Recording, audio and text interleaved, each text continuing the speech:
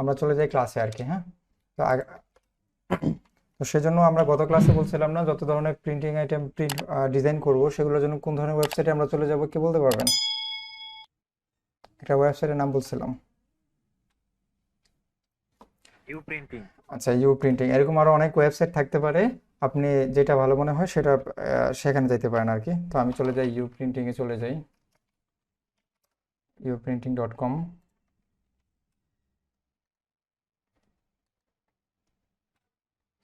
আচ্ছা, এখান থেকে চলে যাব, যেহেতু আমরা আজকে একটা এনভেলপ ডিজাইন দেখব, সেটা আসলে কেমন হয় সেটা দেখার জন্য আমরা খুঁজে বের করি কোথায় এনভেলপ লেখাটা আছে। ই দিয়ে শুরু। আচ্ছা, আমরা এখানে ক্লিক করি।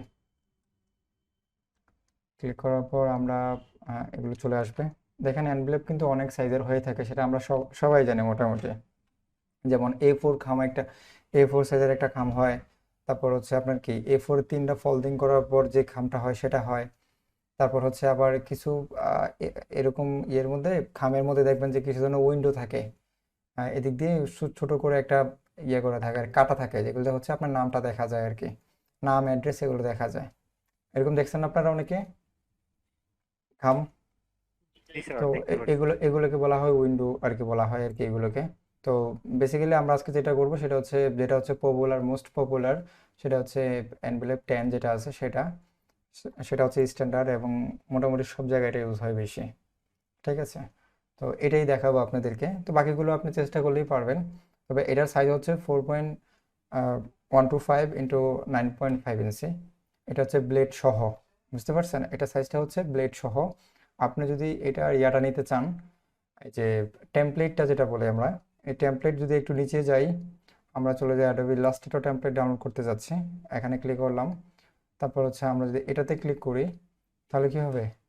আমাদের ওই যে 9.5 ইঞ্চি বাই 4.125 ইঞ্চি যেটা হবে সেটা ডাউনলোড হয়ে যাবে। এখানে দেখেন, এখানে উইন্ডো সহ, উইথ উইন্ডো, মানে এটার মধ্যে উইন্ডো আছে। তো যেটার মধ্যে উইন্ডো নাই সেটা আমরা ডিজাইন করবো আর কি। তো উইন্ডো যেটা থাকবে সেটা হচ্ছে উইন্ডোর জন্য একটা, এই যে এরকম একটা বক্স কাটা থাকবে। দেখেন ওই যে উইন্ডো লেখা আছে এখানে, এই দেখেন এতটুকু কাটা থাকবে। আর এটা হচ্ছে উইন্ডো ছাড়া আর কি, এটা এরকম থাকবে আর কি। তো মেনলি হচ্ছে আপনার সাইজটা নেওয়া হয়ে গেলেই আপনার কোনো সমস্যা নেই। আমরা সাইজটা নিয়ে ডিজাইন করতে পারবো আর কি। তো আপনি চাইলে এখান থেকে কিছু টেমপ্লেট ডাউনলোড করতে পারেন। তো আমি পার্সোনালি রিকমেন্ড করবো যে আপনি টেমপ্লেটটা রেডি করে ফেলেন, আপনি আপনার মতো ইউজ করেন। কারণ এইসব টেমপ্লেট আমরা ডাউনলোড দিয়ে ওদের মতো ডিজাইন করতে অনেক অনেক সময় ঝামেলা হতে পারে। ঠিক আছে, সেজন্য আপনি নিজে টেমপ্লেটটা ডিজাইন করার চেষ্টা করবেন আর কি। একটা ডিজাইন করে রেখে দেবেন, যখন যে ক্লায়েন্ট চায় তখন ওই টেমপ্লেটের উপরে ডিজাইন করে আপনি ক্লায়েন্টকে হ্যান্ড ওভার করে দেবেন। তো আমরা সাইজটা নিয়ে নিলাম এখান থেকে। তো এখান থেকে কপি করে আমরা নিয়ে নিলাম আর কি। তো আমি একটা ডকুমেন্ট ওপেন করে নিলাম হচ্ছে, আমরা ইনসিতে যেটা আছে এটাই থাকুক, ওকে ক্লিক করলাম। তো আমি সাইজটা এখানে পেস্ট করে দিলাম, এটা হচ্ছে আমার এটার সাইজ। তো আমি একটা একটা শেপ ক্রিয়েট করি। অবশ্যই আমার এই ডকুমেন্টটা কি কিসে হইতে হবে বলেন তো? মানে পিক্সেল নাকি ইঞ্চিতে হইলে ভালো হয় বলেন? পিক্সেল না ইঞ্চি বলেন? স্যার, ইঞ্চিতে কাজ এনসিতে করলেই আছে। ভালো হয়। হ্যাঁ, ইঞ্চিতে এনসিতে হবে। ইঞ্চিতে কেন? কেননা আমি কারণ সাইজটা নিয়ে আসছি ইঞ্চিতে, এই জন্য আর কি। তো সেজন্য আমি ডকুমেন্ট এখান থেকে চেঞ্জ করে নিই, ডকুমেন্ট সেট আপে ক্লিক করি। এখান থেকে এই যে ইউনিট নামে যে অপশনটা আছে সেটাতে ক্লিক করবো ইঞ্চিতে, দেন ওকে। এখন আপাতত আমার এখানে ব্লেড টেলেট কিছুই প্রয়োজন নাই, আমরা এখান থেকে নতুন করে ব্লেড ক্রিয়েট করবো আর কি। এটা অনেকটা ভিজিটিং কার্ডের মতো হবে না? হ্যাঁ, আচ্ছা বলেন। হ্যাঁ, ওই আর্টবোর্ড ক্রিয়েট করার পর কি রেজলিউশনটা চেঞ্জ করা যাবে? এই 72 আর বা হ্যাঁ, আপনি 300? আপনার রেজুলেশনটা চেঞ্জ করতে পারবেন, সেটা হচ্ছে ইফেক্টে চলে যাবেন। এখান থেকে ডকুমেন্ট রাস্টার ইফেক্ট সেটিং, এখান থেকে আপনি 300 পিপিআই করে দেবেন। ওকে, ঠিক আছে, আপনার মোটামুটি রেজুলেশনটা চেঞ্জ হয়ে গেছে। Thank you. আচ্ছা, তো এখন যে বিষয়টা হচ্ছে কি, আমরা যখন এনভেলপ ডিজাইন করি এটা অনেকটা ভিজিটিং কার্ডের মতো না। ভিজিটিং কার্ড ছিল কি একেবারে একটা স্ট্রেট ডিজাইন ছিল, কিন্তু খাম তো আর স্ট্রেট ডিজাইন না, এটার মধ্যে একটু ফোল্ডিং এর বিষয় থাকে। হ্যাঁ, আবার এদিক দিয়ে একটু ভাঁজ করার বিষয় থাকে। এই কারণে আমাদের বাকিগুলোর মতো এগুলো হয় না। তো সেই জন্য এটা মূলত দেখানো আর কি। আমি যদি একটা একটা শেপ ক্রিয়েট করি, সেটার সাইজটা আমি এটা দিয়ে নিই। এটা কিন্তু ব্লেড সহ, কথা কি বুঝতে পারছেন? ওয়েবসাইটে যেটা দেওয়া আছে এটা ব্লেড সহ, আমি ব্লেড ছাড়া লিখবো। তো ব্লেডের সাইজটা যদি আমরা মাইনাস করে দিই, 9.5 মাইনাস কত হইতে পারে ব্লেডের সাইজটা, কে বলতে পারবেন? বলেন সেফটি লাইন অথবা ব্লেডের সাইজ কতটুকু হয়?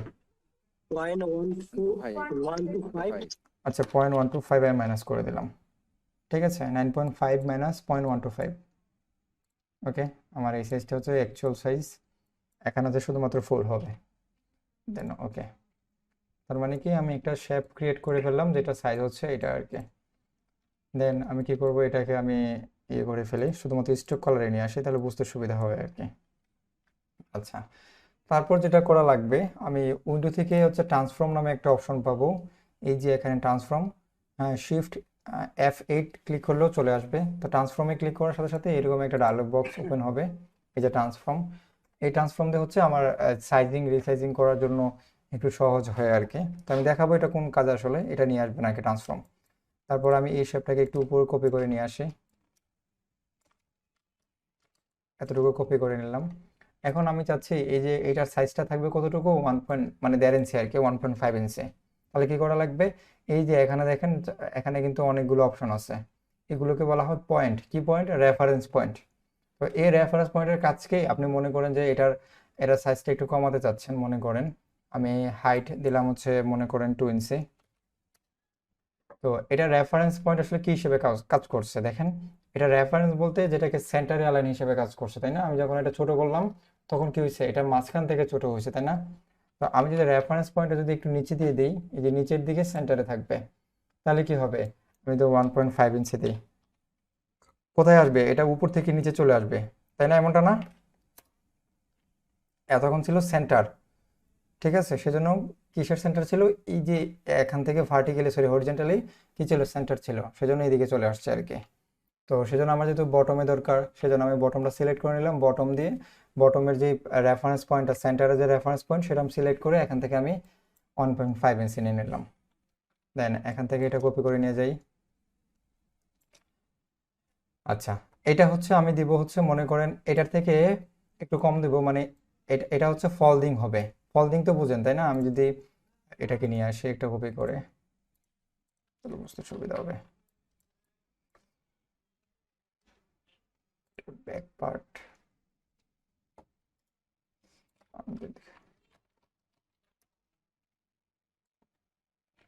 একটা ডিজাইন আপনাদেরকে নিয়ে আসি। আচ্ছা, এই ডিজাইনটি করে দেখাবো আপনাদের। কন্ট্রোল ভি, হ্যাঁ। আচ্ছা, একটু খেয়াল করেন, না বুঝলে অবশ্যই প্রশ্ন করবেন, হ্যাঁ। এটা কিন্তু ফোল্ডিং হবে, হ্যাঁ, এটা ভেঙে কিন্তু এদিকে চলে আসবে, এটা আমরা সবাই জানি। তো এখানে কিন্তু একটা পেপার, এখানে একটা পেপার আছে, এটা হচ্ছে ফ্রন্ট পেপার, তাই না? এটা হচ্ছে প্রথমে যে পেপারটা থাকে সেটা, আর এটা হচ্ছে ফোল্ডিং এর উপরে যে পেপারটা থাকবে এটা। তার মানে আমরা এখন যে ডিজাইনটা করলাম, একটু ক্লোজ করে দিই, এটা ক্লোজ করে দিই। তার মানে এখন যে ডিজাইনটা করলাম সেটা হচ্ছে এই যে এটা, এই উপরে যে ফোল্ডিংটা হবে এটা, হ্যাঁ। আর এখন যেটা এই যে মেইন শেপ যে ফ্রন্টে থাকবে সেটা হচ্ছে এটা, এবং এটা হবে কোনটা, এই যে এটা পিছনের পার্টের অংশটা আর কি। বুঝতে পারছেন বিষয়টা আসলে? একটু কথা, আচ্ছা আমি আবার, আচ্ছা এখানে, কেমন যেন মনে হচ্ছে। আচ্ছা একটু কঠিন মনে হতে পারে, একেবারে ইজি বিষয়। আপনি দেখেন এই যে মাঝখানে যে বড় করে একটা শেপ নিলাম, তাই না? আমি একটু এদিকে নিয়ে আসি, ড্র করে দেখাই।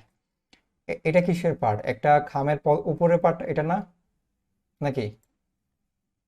এটা তো আমরা বেসিক্যালি ফ্রন্ট পার্টে ধরতে পারি, মানে উপরের পার্ট আর কি, যেটা তো এটা হচ্ছে ফ্রন্ট আর কি, এফ এফ দিয়ে বললাম আর কি। এটা এটা হচ্ছে এটা। তো এই যে এটা ভাঙাটা পড়তেছে, এই যে ছোট একটা ভাঙা থাকে, আমরা খামের মধ্যে একটু ভাঙা দেই না, যে এটা না পড়ে যায়। তো এটা হচ্ছে আমার এটা আর কি, হ্যাঁ। এটা হচ্ছে এই ফলনিং এর বিষয়টা থাকবে এটা। এই যে নিচে যে আরেকটা ডিজাইন আছে, এটা তো পিছনের পার্টে থাকে, তাই না? এটা হচ্ছে ফ্রন্ট, প্রথম উপরের পার্টে থাকে, এটা হচ্ছে পিছনের পার্টে থাকে ডিজাইনটা। তো এই ডিজাইনটা আসলে কোথায় থাকে, এই ডিজাইনটা হচ্ছে আমার এই যে এখানে হবে। তো এটা একটু বড় থাকবে না এটার তুলনায়, নাকি? এটা তো এটা সমান থাকবে, তাই না? তার মানে এখান থেকে একটু কম নিলে সুবিধা কি, কারণ এটা যদি আমি এটা 1.5 ইঞ্চি নিছি না, এই 1.5 ইঞ্চি নিলে যদি একটু ভাঙা পড়ে তাহলে এটা এতটুকু পর্যন্ত আসবে। তো সেই জন্য আমার কি হলো এটা, সেই জন্য আমাকে একটু 1 ইঞ্চি বা হাফ ইঞ্চি কম নিলে কোনো সমস্যা হবে না। তারপর আমার এই যে যখন আবার এদিকে এদিক থেকে ভাঙা হয়েছে, এই ডিজাইনটা কিন্তু এখানে জোড়া হয়নি, জোড়া হয়েছে এখানে, এই যে এখানে জোড়া হয়েছে। তো এখান থেকে একটা ফোল্ডিং হয়েছে না, এখান থেকে একটা ফোল্ডিং হয়েছে না, ছোট করে। কথা কি বুঝতে পারছেন আমার? এই ডিজাইন, নিচে করে একটা জোড়া হয়ে যাবে, ওটার জি কথা স্যার, বলছেন স্যার? ক্লিয়ার হ্যাঁ স্যার, হ্যাঁ হ্যাঁ, ক্লিয়ার। এখানে কিন্তু একটা জোড়া আছে। লাইক স্যার, এটা হচ্ছে স্যার ওই যে শপিং ব্যাগ যে আমরা ডিজাইন করি। হ্যাঁ, শপিং ব্যাগ আমরা কিন্তু Bag, খাম তো অনেকেই দেখছি, তাই না? এটা এই খামটাই তো জি এটা। স্যার। তো এই খামের মধ্যে কিন্তু এই যে আমি সবগুলো একটু রিমুভ করে দিই। এটা হচ্ছে একটা একটা পার্ট আর কি। এটা হচ্ছে একটা পার্ট। তারপর উপরে এখান থেকে কিন্তু একটা ভাঙা কিন্তু এখানে আসছে ফোল্ডিং হয়ে, আবার এখানে একটু ফোল্ডিং হয়ে এখানে আসছে। কেন আসছে, কিভাবে কেন আসলো? কারণ হচ্ছে এটাকে তো আটকায় রাখতে হবে, তাই না? এখানে কিন্তু ঘাম দিয়ে আটকানো আছে। তো এই জন্য এখানে এটা এরকম দেখাইছে আর কি। যদিও এটার মধ্যে ঘাম দিয়ে আটকানো, এটা অপোজিট পাশে হইতে পারে, অথবা এখানে ঘাম দিয়ে লাগানো হয়েছে। কিন্তু আমরা ম্যানুয়ালি যেটা দেখি সেটা হচ্ছে এখানে এভাবে একটা আলাদা একটা পার্ট ঘাম দিয়ে লাগানো থাকে। আপনি হয়তো এখানে হয়তো দেখতে পারবেন ভালো করে, এখানে একটা ঘাম দিয়ে আটকানো থাকে। আচ্ছা, তা এতটুকু বুঝতে পারছেন তো না খামের কি আসে বিষয়? জি স্যার। জি আচ্ছা, স্যার, ক্লিয়ার। ওকে। তো এখন আমরা যেটা করলাম সেটা উপরে হচ্ছে কত ইঞ্চি দিলাম, 1.5 ইঞ্চি দিলাম। আর নিচের যে অংশটা সেটা রেফারেন্স পয়েন্ট আমি চেঞ্জ করে দিই। এটা রেফারেন্স পয়েন্ট কি উপরে হবে না নিচে হবে বলেন তো? এই শেপের রেফারেন্স উপরে পয়েন্টটাকে হবে। উপরে হবে। তার মানে আমি রেফারেন্স পয়েন্টটা উপরে দিলাম। আর এটার সাইজ দেবো আমরা, কত ইঞ্চি ছিল এটা? এটা 4 ইঞ্চি ছিল, তাই না? এটা আমি 3.5 ইঞ্চি দেবো, মানে হাফ ইঞ্চি কমাই দিব, কারণ উপর থেকে আমার 1.5 ইঞ্চি নেওয়া হয়েছে। তার মানে অলরেডি কভার করে ফেলবে। আমার একটু কম থাকলেও কোনো সমস্যা হবে না। তো আমি এখান থেকে 3.5 ইঞ্চি নিই, ঠিক আছে? তার মানে এটা হচ্ছে আমার ফ্রন্ট পার্ট, এটা আমার ব্যাক পার্ট, এটা ভেঙে পিছন দিয়ে চলে যাবে আর কি। আচ্ছা, আবার এদিকে আমার একটা ছোট করে অংশ থাকবে, এদিকে থাকবে, কারণ এটা আটকানোর জন্য। তো সেটার জন্য আমি কি করতে পারি, এটাকে আমি কপি করে নিয়ে যাই, নিয়ে গেলাম। দেন এটা রেফারেন্স পয়েন্ট আসলে কোন দিক দিকে হবে, এর ডান সাইড থেকে না বাম সাইড থেকে? স্যার এটা বাম সাইড থেকে হবে। বাম সাইড থেকে, কে বলছেন? স্যার বা সাকিব। সাকিব হয় নাই, বাম হ্যাঁ? সাইড থেকে হবে। এটা ডান সাইড ডান সাইড থেকে থেকে হবে, হবে কারণ স্যার। আমার শেপ তো এদিকে, আমার শেপ তো ওইদিকে না, আমার রেফারেন্স পয়েন্ট আমি এদিক থেকে ছোট করবো, তাই না? তো সেজন্য আমার এই যে এখান থেকে না এখান থেকে প্রয়োজন, ডান সাইড থেকে। সেজন্য এটার আমি সাইজ দেবো হচ্ছে 0.5 ইঞ্চি, মানে হাফ ইঞ্চি দেবো। তো এটা আমি রেফারেন্স পয়েন্টটা চেঞ্জ করে নিই, এটা হবে 0.5 ইঞ্চি। দেন এটা রেফারেন্স করার কোনো প্রয়োজন নেই, আমি এটা কপি করে নিয়ে আসছি আর কি এখানে। তার মানে আমি এখন যে ডিজাইনটা আমি করে ফেলছি, মোটামুটি কিন্তু আমার একটা একটা কি করা টেমপ্লেট ডিজাইন করে ফেলছি, আর অনেক কাজ বাকি আছে টেমপ্লেটের। এই টেমপ্লেট করতে পারলে ডিজাইন আসলে কিছু না, এখানে টেমপ্লেটে বড় ইস্যু আর কি। তো এখন আমি যেটা করবো, এগুলো হচ্ছে আমি শেপ ক্রিয়েট করলাম। এখন আমি যেটা করব সেটা হচ্ছে কি, এই শেপগুলোর মধ্যে আমি কিছু যে কি বলে ব্লেডগুলো, তারপর হচ্ছে সেফটি এরিয়া, এটা সিলেক্ট করে নিব আর কি। সেই জন্য আমাকে যেটা করা লাগবে, সবগুলোকে আমি কপি করে নিই, Ctrl+C, আর একটা নতুন করে ওপেন করি। হ্যাঁ, এখানে আমরা এটা অফ করে দিই। লেয়ার 2 এর মধ্যে এটা Ctrl+F দিয়ে দিই, তার মানে ওইটার উপরেই পেস্ট হয়েছে। আমি চেক করি, দেখেন, ঠিক আছে, ওইটার উপরে আমার পেস্ট হয়েছে। তো এখানে কিছু কাজ করব, ওখানে কিন্তু আমি শেপগুলো রেখে আসছি, তাই না? আমার এখানে কিন্তু শেপ আছে, এটা আমি হচ্ছে গাইডলাইন হিসেবে নিব, ডাই কাট বলেন গাইডলাইন বলেন, আমি এই লেয়ারে রাখবো। তো আমি এখানে বলতে পারি যে গাইড গাইডলাইন্স গাইডলাইন, হ্যাঁ, গাইডলাইন্স। তো এটা হচ্ছে গাইডলাইনগুলো থাকলো আর কি এখানে। তো সেই জন্য আমাকে যেটা করা লাগবে, আমি যেটা করবো, এখানে সেফটি এরিয়া দিব। তো আমি এটার থেকে শুধুমাত্র এটার সেফটি এরিয়া, যে ডিজাইনটা মেইন ডিজাইনটা থাকবে কিন্তু এটার ভিতরে, অনেক সময় বেশিরভাগই হচ্ছে ওইগুলোর মধ্যে ডিজাইন থাকে না, তাই না? সেজন্য আমি ডিজাইনটা কোথায় দিব, এটার ভিতরে দেবো আর কি। তো সেজন্য আমার এইটার সেফটি এরিয়াটা নেব। আর বাকিগুলো আমার নেওয়ার কোনো প্রয়োজন নেই, কারণ ওইগুলোর মধ্যে আমি ডিজাইন দিব না, বা ব্যাক পার্টে আমি ডিজাইন দিব না, শুধুমাত্র এতটুকু জায়গার মধ্যে ডিজাইন রাখতে চাচ্ছি। তাহলে আমি এটার সেফটি লাইন বাইর করতে হলে কী করা লাগবে, অবজেক্ট পাথ, পাথ থেকে অফসেট পাথ, ভিজিটিং কার্ডের মতো। তো আমি দিলাম হচ্ছে -1 to 5, এটা হচ্ছে পয়েন্ট হবে, হ্যাঁ। আমার সেফটি লাইনটা পেয়ে গেলাম, ওকে ক্লিক করে দিলাম। তার মানে কি, এটা হচ্ছে আমার সেফটি লাইন। এই ডিজাইনের বাইরে আমার মানে কি মেইন কন্টেন্ট হচ্ছে এটার বাইরে যাবে না। তা আমি এটাকে কি করে দিলাম, মেকে গাইড করে দিলাম, এটা আমার গাইড কালার থেকে গেল, ঠিক আছে। তারপর যেটা করব, এটা কিন্তু আমার লক করে দিতে পারি, আমি লক করে দিলাম। তারপর যেটা করব সেটা হচ্ছে কি, আমার এই সবগুলো ডিজাইন হচ্ছে একটা শেপে নিয়ে আসবো, মানে একটা শেপে নিয়ে আসবো এই জন্য যে আমার গাইডলাইনটা তৈরি করার জন্য আর কি। তো আমি সবগুলোকে সিলেক্ট করে একটা শেপে নিয়ে আসতেছি, তার মানে আমার একটা এই ডিজাইনটা একটা শেপে চলে আসছে।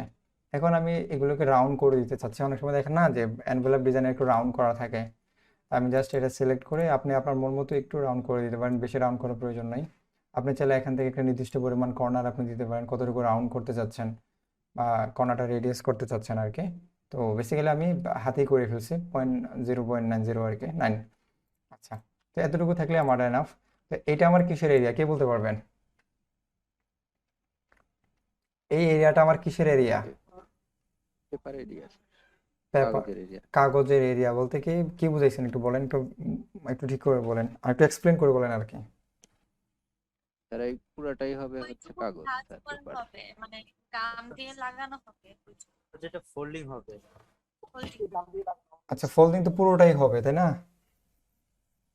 আচ্ছা, এখানের বিষয়টা হচ্ছে কি, আমরা ভিজিটিং কার্ডে ডিজাইন করছিলাম না, একটা হচ্ছে কি, একটা হচ্ছে ব্লেড এরিয়া, এটা তো ব্লেড এরিয়া না, এটা হচ্ছে কি ডাই কাট এরিয়া, অথবা আপনি বলতে পারেন যে এতটুকু, এটুকু কেটে থাকবে হ্যাঁ সেটাই। এতটুকু থাকবে আর কি। ডিজাইন, মেইন ডিজাইন হচ্ছে এটার ভিতরে থাকবে, মানে ব্যাকগ্রাউন্ড ডিজাইন সহ সব ডিজাইন হচ্ছে এতটুকু কাটা পড়বে আপনার, যেটা ভিজিটিং কার্ডে আমরা বলছিলাম, বা আর্টবোর্ড এরিয়া যেটাই বলেন। ঠিক আছে, তো এতটুকু ডিজাইন, এতটুকুর মধ্যে আমার ডিজাইনটা প্রিন্ট হবে। বাকি এরিয়াটা হচ্ছে আমি একটু এক্সট্রা রেখে দেবো, সেটার কারণ হচ্ছে কি, যেন আমি পরবর্তীতে এটা কাজ করতে পারি আর কি, বা কোনো কারণে যদি একটু এদিক সেদিক হয়, একটু প্রিন্ট এদিক সেদিক হয়, তাহলে যদি আমার ডিজাইনটা নষ্ট না হয়, সেজন্য আমি ব্লেড এরিয়া নিব।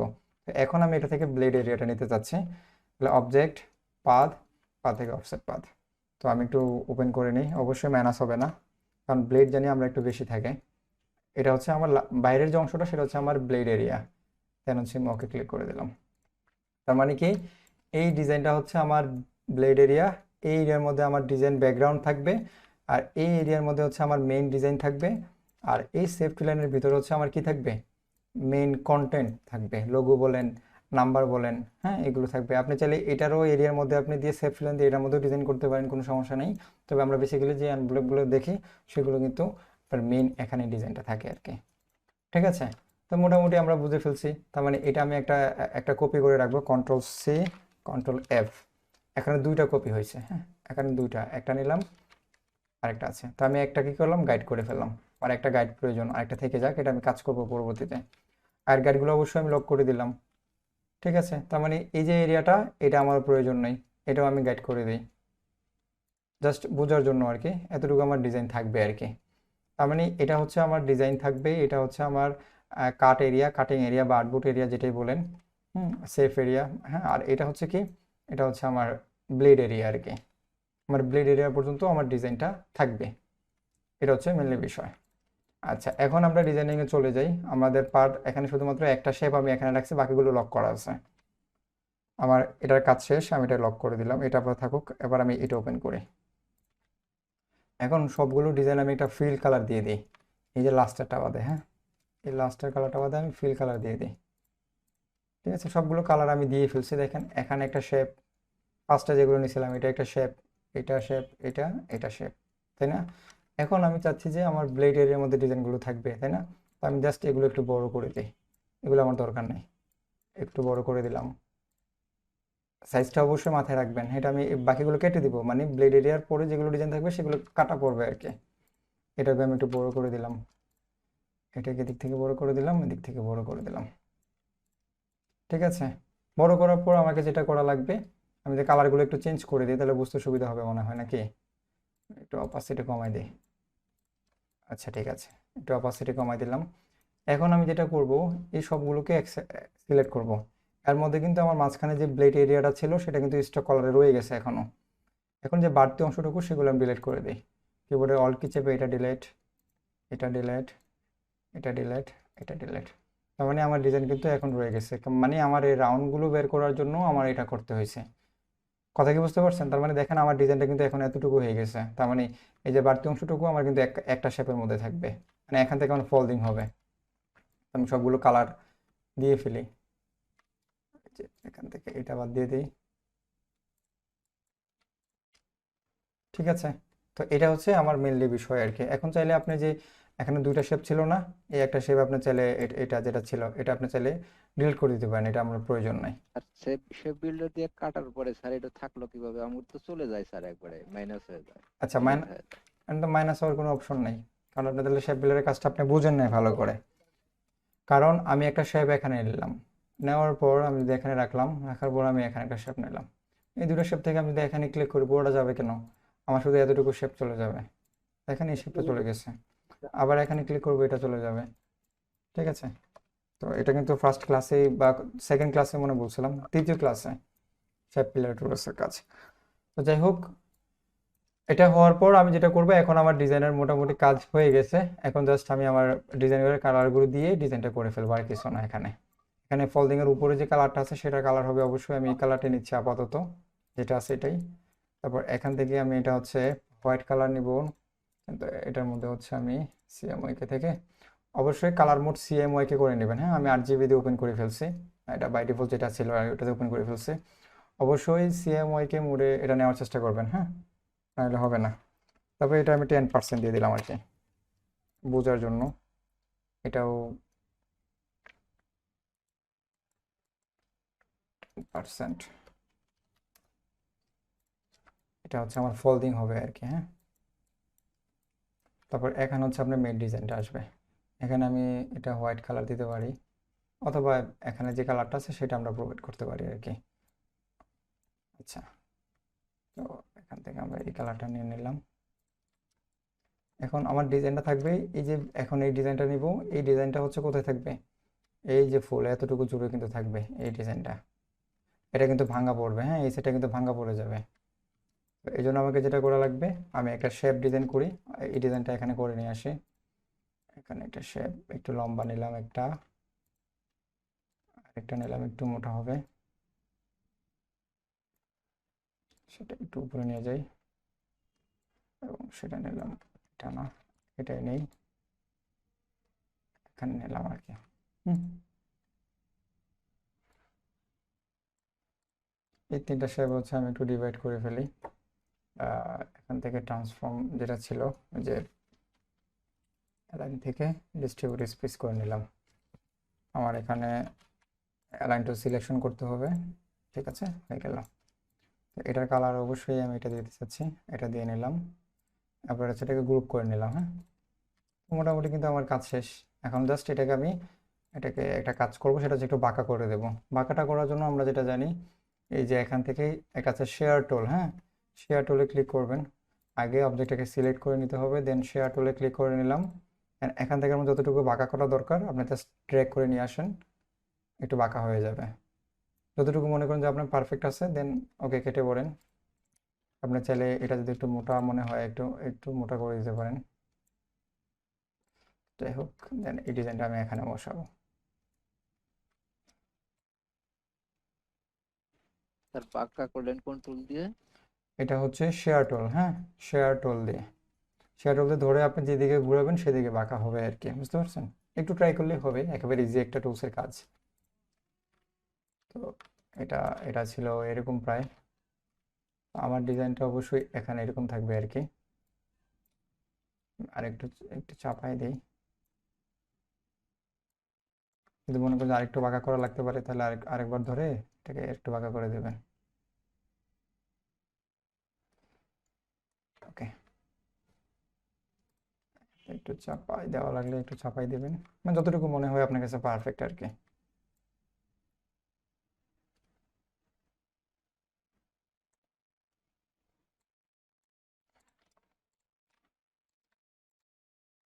তো কিছু বলতেছেন নাকি?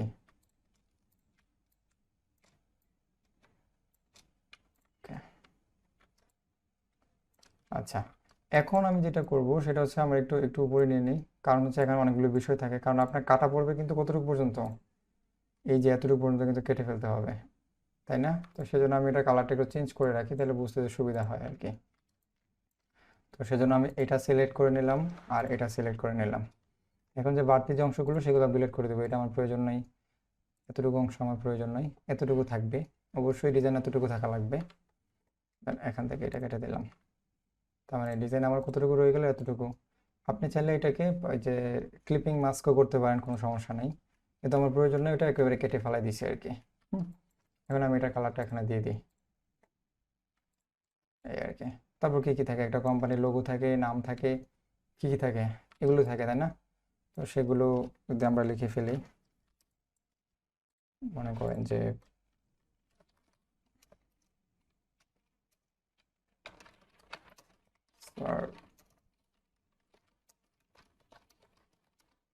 সার্ভেমেন্ট ফাউন্ডেশন থাকলো এখানে,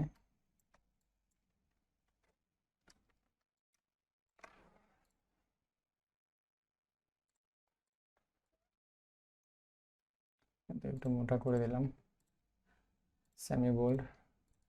এখান থেকে মনে করেন যে মুভ দিয়ে 018,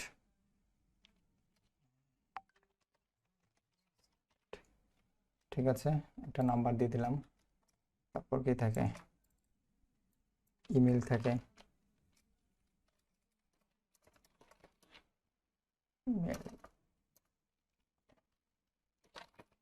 ইমেল দিলাম,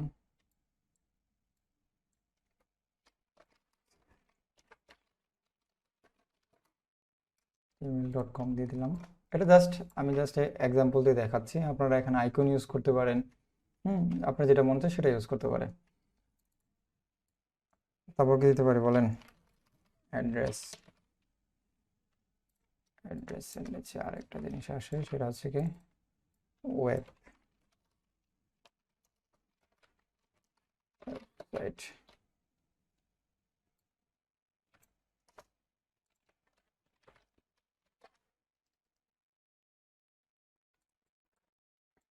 দিলাম মনে করেন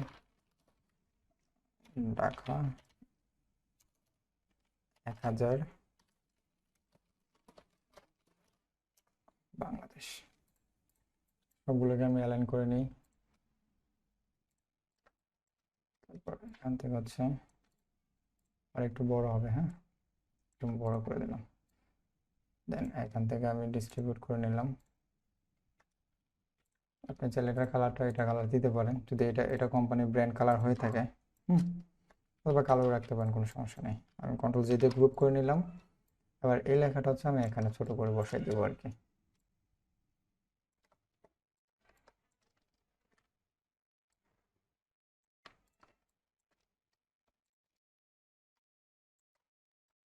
আর এখানে আপনার লোগোটা থাকতে পারে, দেখি লোগোটা আছে কিনা আমার কাছে।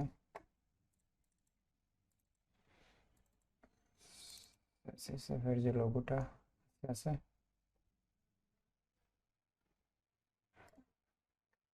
আচ্ছা,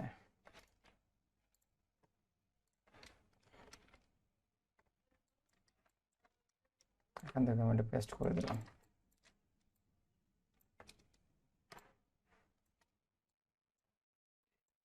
এখান থেকে এনভেলপ করে নিলাম। তো যেহেতু এই লোগোর কালার হচ্ছে এটা না, তো আপনি চাইলে সহজে কিন্তু এক ক্লিকে কিন্তু সবগুলো কালার সিলেক্ট করতে পারেন। সিলেক্ট করে আপনি জাস্ট কালারটা চেঞ্জ করে দেন, ঠিক আছে। এটা মনে করেন যে এসএসএফ এর যে ফর্মাল যে কালার, ব্র্যান্ড কালার, সেটা হচ্ছে এটা আর কি। দেখেন এখানে কিন্তু একটু মিস্টেক আছে, সেটা হচ্ছে কি এটা কিন্তু আরো বড় হবে, হ্যাঁ, এটা ছোট হয়ে গেছে, এটা আরো নিচের দিকে আসবে। তো আমি যদি এটাকে সিলেক্ট করে একটু নিয়ে আসি, আমি খেয়াল করে নিই যদিও, বাকি অংশটা কেটে দেন, এটা সিলেক্ট করে এটা, তারপর এটা দিয়ে এটা কেটে দিলাম, ঠিক আছে। তো এটা একটা ডিজাইন হয়ে গেল আর কি। তো এটা বেসিক্যালি হচ্ছে ডিজাইনগুলো কমপ্লিট। দেখি আর কোনো বাকি আছে কিনা, অবশ্যই সেফ লাইনের ভিতরে থাকা লাগবে। এটা কিন্তু একটা শেপ, এটা শেপ, হ্যাঁ। আমি যদি এই ডাই কাটগুলো যদি সবগুলোকে ধরে আমি আনলক করে ফেলি, সাইডে নিয়ে আসি, তারপর যেটা করবো, এগুলো কালার বেসিক্যালি হচ্ছে এই কালার থাকে না, হ্যাঁ, এগুলো কালার হোয়াইট কালার থাকে আর কি, একেবারে হোয়াইট কালার হবে, ঠিক আছে। এখানে একটা ডিজাইন কিন্তু আমার কি হয়েছে, ক্রিয়েট হয়ে গেছে। তখন আপনি এখানে একটা লক করে দিতে পারেন, আপনার এগুলো প্রয়োজন নেই মনে করেন। তার মানে একটা ডিজাইন কিন্তু আপনি খুব সহজে ক্রিয়েট করে ফেলতে পারলেন আর কি। তখন যখন এটা আপনি ডাই কাট সহ ক্লায়েন্টকে পাঠাবেন বা যে প্রিন্টিং সেকশনে পাঠাবেন, আসলে বাংলাদেশে যখন এগুলো পাঠাবেন, এগুলোর ক্ষেত্রে আসলে এত কিছু প্রয়োজন হয় না, এত কিছু মেনটেন করা লাগে না। এই যেমন মনে করেন সেফটি লাইন, এগুলো কিছু মেনটেন করা লাগে না। আপনি ডিজাইনটা, ফ্রন্ট পার্টের ডিজাইনটা ওকে করে পাঠিয়ে দিলেন, সে কি করলো, বাকিটা সে তার মতো করে সিস্টেম করে ওটা করে ফেলে আর কি। কিন্তু বিদেশে বেবি এটা করে কিনা আমি জানি না, না করার সম্ভাবনাটাই বেশি। কিন্তু বাংলাদেশে আমি অনেক সময় প্রিন্ট করাই তো, ভিজিটিং কার্ড, এনভেলপ ডিজাইন এগুলো, তখন এগুলো কিছু করা লাগে না, তবু আমি করে দিই আর কি, ওদের জন্য সুবিধা হয়। তো এটা হচ্ছে মেনলি বিষয়। আপনি এখানে গাইডলাইন লিখে অথবা ডাই কাট লিখে এখানে বলে দিতে পারেন, এখানে মেনশন করে এটা লক করে দিতে পারেন। তারপরে কি আমার ডিজাইনটা হচ্ছে এখানে। আর যখন ডিজাইনটা একেবারে ফাইনাল সাবমিট করবেন, একটা জিনিস মাথায় রাখবেন, সেটা কি আপনার যে টেক্সটগুলো দিচ্ছেন সেগুলো আউটলাইন করছেন কিনা। তো আমি সবগুলোকে ডিলিট করে দিলাম, এটা আনগ্রুপ করলাম, হ্যাঁ, সবগুলোকে ধরে এসে এখানে নিয়ে আসেন। নিয়ে আসার পর যেটা করবেন, যখন ব্যাক পার্ট ডিজাইন করতে হলে কি উল্টা করে ডিজাইন? হ্যাঁ, ব্যাক পার্ট করতে গেলে আপনি উল্টা করে ডিজাইন করা লাগবে একটু। এই তো বুঝে ফেলছেন। এই যে ডিজাইনটা না একটু ভাই, এটা উল্টা কিভাবে পসিবল? আর্টবোর্ড ঘোরানোর এখানে প্রয়োজন নেই, ঠিক আছে। এখানে আপনি ডিজাইনটা এখানে করবেন, করে এটা ফ্লিপ ফ্লপ দিয়ে দিবেন আর কি। আপনার এগুলো প্রয়োজন পড়ে না, যদি বিদেশি ক্ষেত্রে এটা ঝামেলা করে তখন আপনাকে ডিজাইন করা লাগে। তবে ব্যাক পার্টে বেসিক্যালি বেশি একটা ডিজাইন থাকে না। তবে আপনি ফ্লিপ ফ্লপ না করে যে সবচেয়ে যেটা বেটার হয়, আপনি ডিজাইনটা নর্মালি এইভাবে করবেন, করে এটাকে রিফ্লেক্ট করে নেবেন আর কি ডিজাইনটাকে। সবচেয়ে ঝামেলা যেটা হয়, সেটা হচ্ছে কোথায়, সেটা হচ্ছে কারণ পিছনে তো কোনো ইনফরমেশন থাকে না, তাই না? পিছনে কোনো ইনফরমেশন থাকে না, ডিজাইন থাকে। সবচেয়ে যে ঝামেলাটা হয় সেটা হচ্ছে উইন্ডোর ক্ষেত্রে। উইন্ডোগুলো আসলে কেমন হয়, উইন্ডোগুলো দিয়ে কীভাবে ডিজাইন করা লাগে, উইন্ডোগুলোর মধ্যে গিয়ে একটু ঝামেলা ক্রিয়েট হয়, এতটুকুই আর কি। কারণ ওখানে কিন্তু আপনার এখানে কিছু মাপ থাকে। মাপটা কি আমি একটু বলি। আপনি একটা A4 সাইজ নিলেন, A4 সাইজ, এটা মনে করেন যে A4 সাইজ। এখানে কিন্তু তিনটা ভাঙ্গা থাকে, তাই না? তিনটা ভাঁজ থাকে। আমি যদি একটু এখানে একটু দেখাই, একটা একটা ভাঁজ, দুইটা ভাঁজ, একটা দুইটা তিনটা ভাঁজ থাকে। এই যে আপনার এই ভাঁজের মধ্যে কিন্তু আপনার এই জায়গায় নামটা থাকে, মনে করেন একটা চিঠির মধ্যে খামের মধ্যে এই জায়গায় নামটা থাকে। তার মানে আপনার ডিজাইনটা এমনভাবে করা লাগে, বা এখানে খামের মধ্যে ডিজাইনটা এমন জায়গায় রাখা লাগে যে জায়গা হচ্ছে আপনার নাম, অ্যাড্রেস এই জায়গায় থাকবে। এটা যখন ফোল্ডিং করবেন তখন এই জায়গায় আপনার একটা উইন্ডো থাকে, মানে ফাঁকা থাকে, যেগুলো হচ্ছে এটা কাগজ দিয়ে আটকানো থাকে, তখন কিন্তু আপনি অ্যাড্রেসটা দেখতে পায়। বুঝতে পারছেন? এটা হচ্ছে উইন্ডোর ক্ষেত্রে গিয়ে একটু ঝামেলা হয় আর কি। এটা ক্লোজ করে দিই, একটা মিনিট। এখন যে সবচেয়ে যে লাস্ট আউটপুট, সেটা হচ্ছে আমি বলি একটু আপনাদেরকে, এটা গুরুত্বপূর্ণ বেশি, ডিজাইন থেকেও আরও গুরুত্বপূর্ণ। সেটা হচ্ছে আমরা অনেক সময় যেটা করি, প্রিন্টিং সেকশনে যখন পাঠাই তখন কিন্তু ডিজাইনটা যেভাবে করছি ওইভাবে পাঠিয়ে দিই। আসলে জিনিসটা এভাবে পাঠালে হবে না। যে কোনো প্রিন্টিং আইটেম যখন আপনি কোনো ক্লায়েন্টকে একবার লাস্ট হ্যান্ড ওভার করবেন, যদি বলে যে সে এডিটেবল ফাইল দেওয়ার জন্য, তখন আপনি এটাই পাঠাবেন। তবে যেটা ফাইনাল প্রিন্ট করার জন্য চেক টেক করে সে বলবে যে সব কিছু ওকে আছে, আপনি আমাকে প্রিন্ট একেবারে ফরম্যাট আমাকে দিয়ে দেন, তখন আপনাকে যেটা করা লাগবে সেটা হচ্ছে কি, সবগুলোকে Ctrl+A দিয়ে Ctrl+Alt+2 সবগুলোকে আনলক করলাম। এই দেখেন এখানে লক করা আছে, Ctrl+Alt+2। এখান থেকে হচ্ছে না কেন? আচ্ছা, Ctrl+Alt+2 দিয়ে আপনি আনলক করবেন। তারপর Ctrl+A দিয়ে হচ্ছে কি করবেন, সবগুলোকে সিলেক্ট করবেন যতগুলো আনলক করা থাকবে। করার পর যেটা করবেন, চলে যাবেন হচ্ছে অবজেক্ট থেকে, যে এখান থেকে আউটলাইন স্ট্রোক দিতে পারেন। আউটলাইন স্ট্রোক, যেগুলো স্ট্রোক করা থাকবে সেগুলো আউটলাইন হয়ে যাবে। আউটলাইন স্ট্রোক করে ফেলছে, আবার চলে যাবেন এখান থেকে এক্সপান্ড অ্যাপারেন্স ক্লিক করবেন, সেগুলো এটা ধরছে। আবার এগুলো সবগুলো সিলেক্ট করেন, টেক্সট কিন্তু এখন আউটলাইন হয় নাই। অবজেক্ট এক্সপান্ডে ক্লিক করবেন, করার পর সেখানে ফিল অ্যান্ড অবজেক্ট পাইছে। তো যেগুলো অবজেক্ট পাবে সেগুলোকে বা ফিল বা যেগুলো পাবে সেগুলো কি করবে, আউটলাইন করে ফেলবে। তবে একটা জিনিস মাথায় রাখবেন, যখন গ্রেডিয়েন্ট কালার থাকবে সে কিন্তু এখানে বলে দিবে যে গ্রেডিয়েন্ট কালারকে আপনি কি এক্সপান্ড করতে চাচ্ছেন কিনা। যদি গ্রেডিয়েন্ট কালারকে যদি এক্সপান্ড করেন, সে প্রত্যেকটা গ্রেডিয়েন্টের যে প্রত্যেকটা কালার কিন্তু ভাগ হয়েছে একটা একটা করে, অবশ্যই সেগুলো কিন্তু সে এক্সপান্ড করে ফেলে। তো সেই ক্ষেত্রে আপনার গ্রেডিয়েন্ট এক্সপান্ড না করলেও কোনো সমস্যা নাই, তবে অবজেক্ট আর ফিল কালার অবশ্যই আপনি এক্সপান্ড করতে হবে। দেন ওকে ক্লিক করে দিলাম। দেখেন এখন কিন্তু আপনি টেক্সটগুলোকে চাইলেও এডিট করতে পারবেন না। কথা কি বুঝতে পারছেন? টেক্সটগুলো একেবারে এক্সপান্ডেড হয়ে গেছে আর কি। তখন এই ডিজাইনটা হচ্ছে আপনি কাকে, ক্লায়েন্টকে সাবমিট করবেন। কথা কি বুঝতে পারছেন? আমি এখান থেকে স্যার বুঝতে পারছি। এগুলো কিন্তু গুরুত্বপূর্ণ, হ্যাঁ। এটাই হচ্ছে সবচেয়ে গুরুত্বপূর্ণ বিষয় আর কি। এগুলো মাথায় রাখা লাগবে। এখন আপনি ক্লায়েন্টকে এটা সাবমিট করতে পারবেন, কোনো ঝামেলা হবে না। আমি ডিজাইনটা সাইডে নিয়ে গেলে বুঝতে সুবিধা হবে। এখন হোয়াইট কালার তো এই জন্য দেখা যায় না আর কি। এই ডিজাইনটা হচ্ছে এর আউটপুট আসছে আর কি। তো ডিজাইন কিন্তু বেশি কঠিন না, বা ক্লায়েন্ট যে কোনো ডিজাইন দিলে সেটা করতে কোনো ঝামেলা হবে না। ঝামেলা যেটা হবে সেটা হচ্ছে এই টেমপ্লেট একটা রেডি করলে কি বাকিগুলো রেডি করতে ঝামেলা হবে নাকি বলেন তো? ডিজাইন করতে ঝামেলা আছে আর কোনো ঝামেলা নেই তো। এখন টেমপ্লেট রেডি করে ফেলছে, আপনি এটার মধ্যে যতবার ইচ্ছা ততবার ডিজাইন করতে পারবেন স্যার প্রত্যেকটা একটা ক্লায়েন্টের কোয়েশ্চেন জন্য। এবার। হ্যাঁ, করা যাবে। আর্টবোর্ডটা কি মানে সাইজ না, আর্টবোর্ডের সাইজ কিছু করা থাকবে না, আর্টবোর্ড সাইজ যেটা আছে সেটাই থাকুক, সমস্যা নেই। বুঝতে পারছেন? আর্টবোর্ড যেটা আছে সেটাই থাকবে। আর্টবোর্ডের সাইজ তো আর এভাবে আঁকা বাঁকা করতে পারবেন না, তাই না? আর্টবোর্ড যেটা আছে সেটাই থাকুক, যখন সে প্রিন্টিংয়ে দিবে তখন সেটা বুঝে নিবে আর কি কিভাবে কি করা লাগবে। ভাইয়া, হ্যাঁ বলেন। টপিকের বাইরে একটা জিনিস দেখতে চাই। আচ্ছা, একটা মিনিট পরে। এখন বলেন, আগামী ক্লাসের আপনাদের কাজ থাকবে হচ্ছে মিনিমাম এই ডিজাইনটা, সেম ডিজাইনটাই করেন, কোনো সমস্যা নাই। 5বার ট্রাই করা লাগবে। কে কে পারবেন বলেন? 5বার নিজে নিজে ট্রাই করার চেষ্টা করবেন, তাহলে ভয়টা কেটে যাবে। যদি না ট্রাই করেন, যদি মনে করেন যে যদি মনে করেন যে আমি এটা পারবো, হ্যাঁ অবশ্যই পারবেন, কিন্তু যখন পরবর্তীতে করতে যাবেন তখন আর পারবেন না। এরকম আমরাও অনেক যখন ছিলাম তখন করছি, যখন কোনো একটা, যদি আমি ট্রেনিং করি নাই ওরকমভাবে আপনাদের মতো, তবে যখন ইউটিউব দেখতাম তখন ইউটিউব দেখে দেখে বলতাম আর এই ডিজাইন তো একেবারে সহজ, এগুলোতে ব্যাপার না, পারবো। আপনাদের মধ্যে অনেকে আছে যে এই কথা এখনো ভাবেন আর কি, সেটাই স্বাভাবিক। কিন্তু আসলে কিন্তু যখন, হ্যাঁ এটা অনেকেই করেন, সেটা আমি করছি যেহেতু আপনারাও করবেন সেটাই স্বাভাবিক, কারণ আমি তো আপনার ওই জায়গা থেকে আসছি। তখন কি হয়েছে, এক পর্যায়ে এসে ক্লায়েন্ট যখন আমাকে বলতো যে একটা একটা ডিজাইন করে দেওয়ার জন্য, তখন কিন্তু ঘাবড়ে যেতাম যে এটা বলছে আমাকে আমাকে এখন ইউটিউব চ্যানেলটা দেখতে হবে, দেখে ওখান থেকে জেনে তারপর ওকে করে দিতে হবে। এটা আসলে অনেক ধরনের ভুল ত্রুটি থেকে যায় পরবর্তীতে যখন ক্লায়েন্টকে হ্যান্ড ওভার করবেন। তো এটা মনে করি যে আপনাদের এটা করার কোনো প্রয়োজন নেই।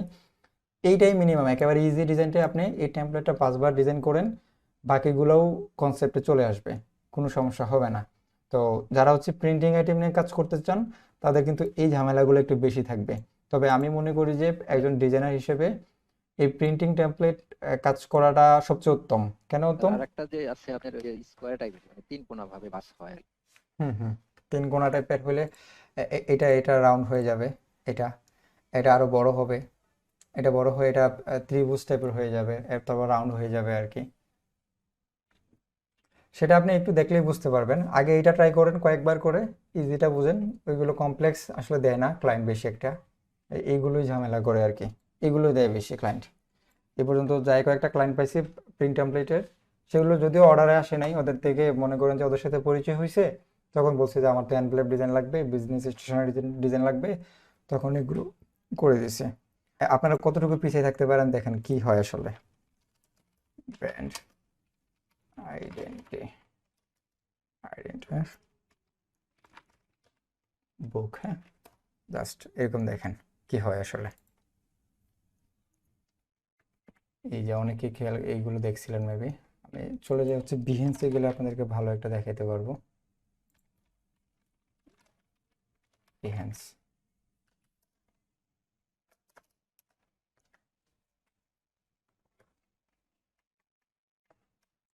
একটু সময় লাগবে, হ্যাঁ।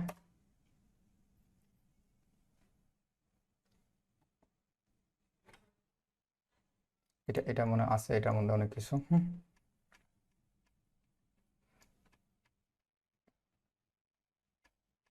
আপনি জাস্ট একটা বই ক্রিয়েট করলে বাকিগুলো এমনি হয়ে যায়। দেখেন এখানে কি করছে, এখানে জাস্ট ফার্স্ট পেজে তার কোম্পানি কিছু লিখে নেয়, জাস্ট ব্র্যান্ড আইডেন্টি গাইডলাইন বইয়ের নামটা দিছে আর কি।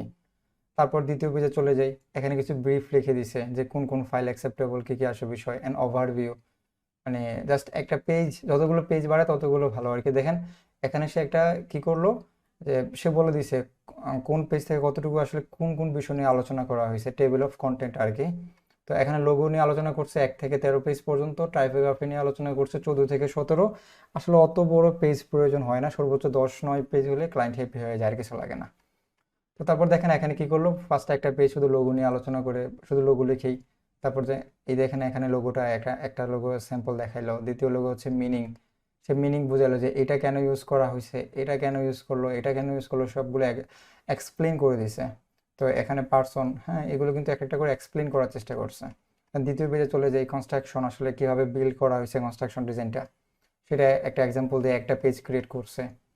তারপর এটাকে আরেকটা ভিউতে নিয়ে এসে এরকম একটা ডিজাইন গ্রাফের মতো করে দেওয়ার চেষ্টা করছে। হ্যাঁ, তো এই কয়েকটা আসলে সে প্রেজেন্ট করছে আসলে যে তার ডিজাইনটা করতে কি কি দিকে লক্ষ্য করছে, আসলে সে কি কি প্রেজেন্ট করছে এইগুলো আসলে এখানে খেয়াল করছে। দেখেন আর কিছু নেই এখানে, মিনিমাম সাইজ কতটুকু আপনি দিতে পারবেন, সর্বোচ্চ সাইজ এটা আসলে এটা তার ইচ্ছা, সে কতটুকু দিতে পারবে।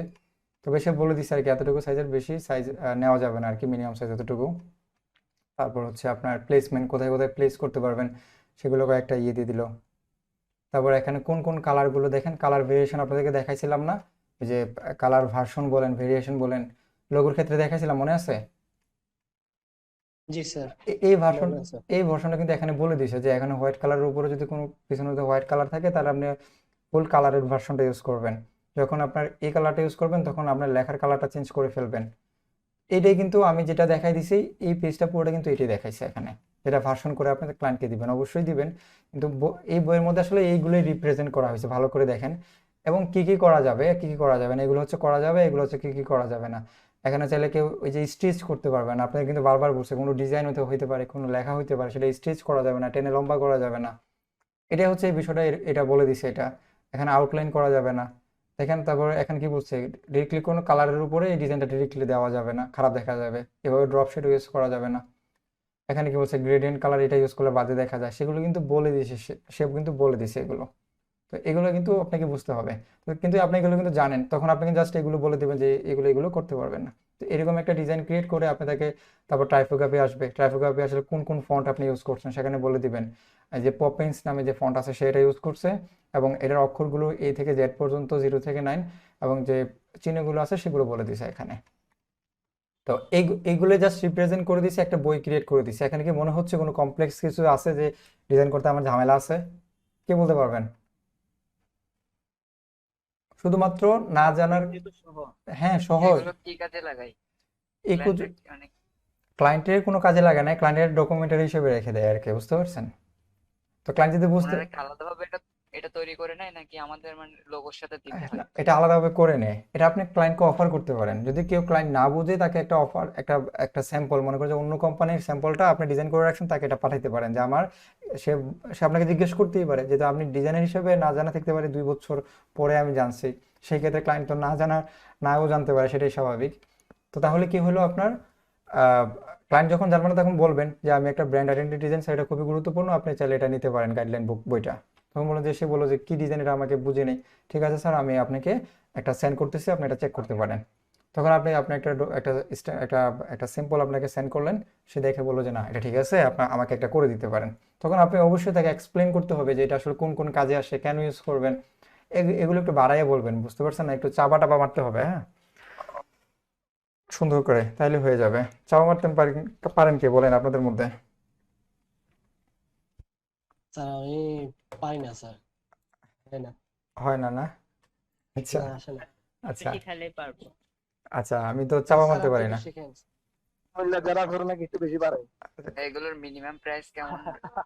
স্যার স্মার্টলি চামা মারা শিখাবেন স্যার, আমরা তো মানে বাংলাতে যেরকম চামা মারি ইংলিশে তো এক না।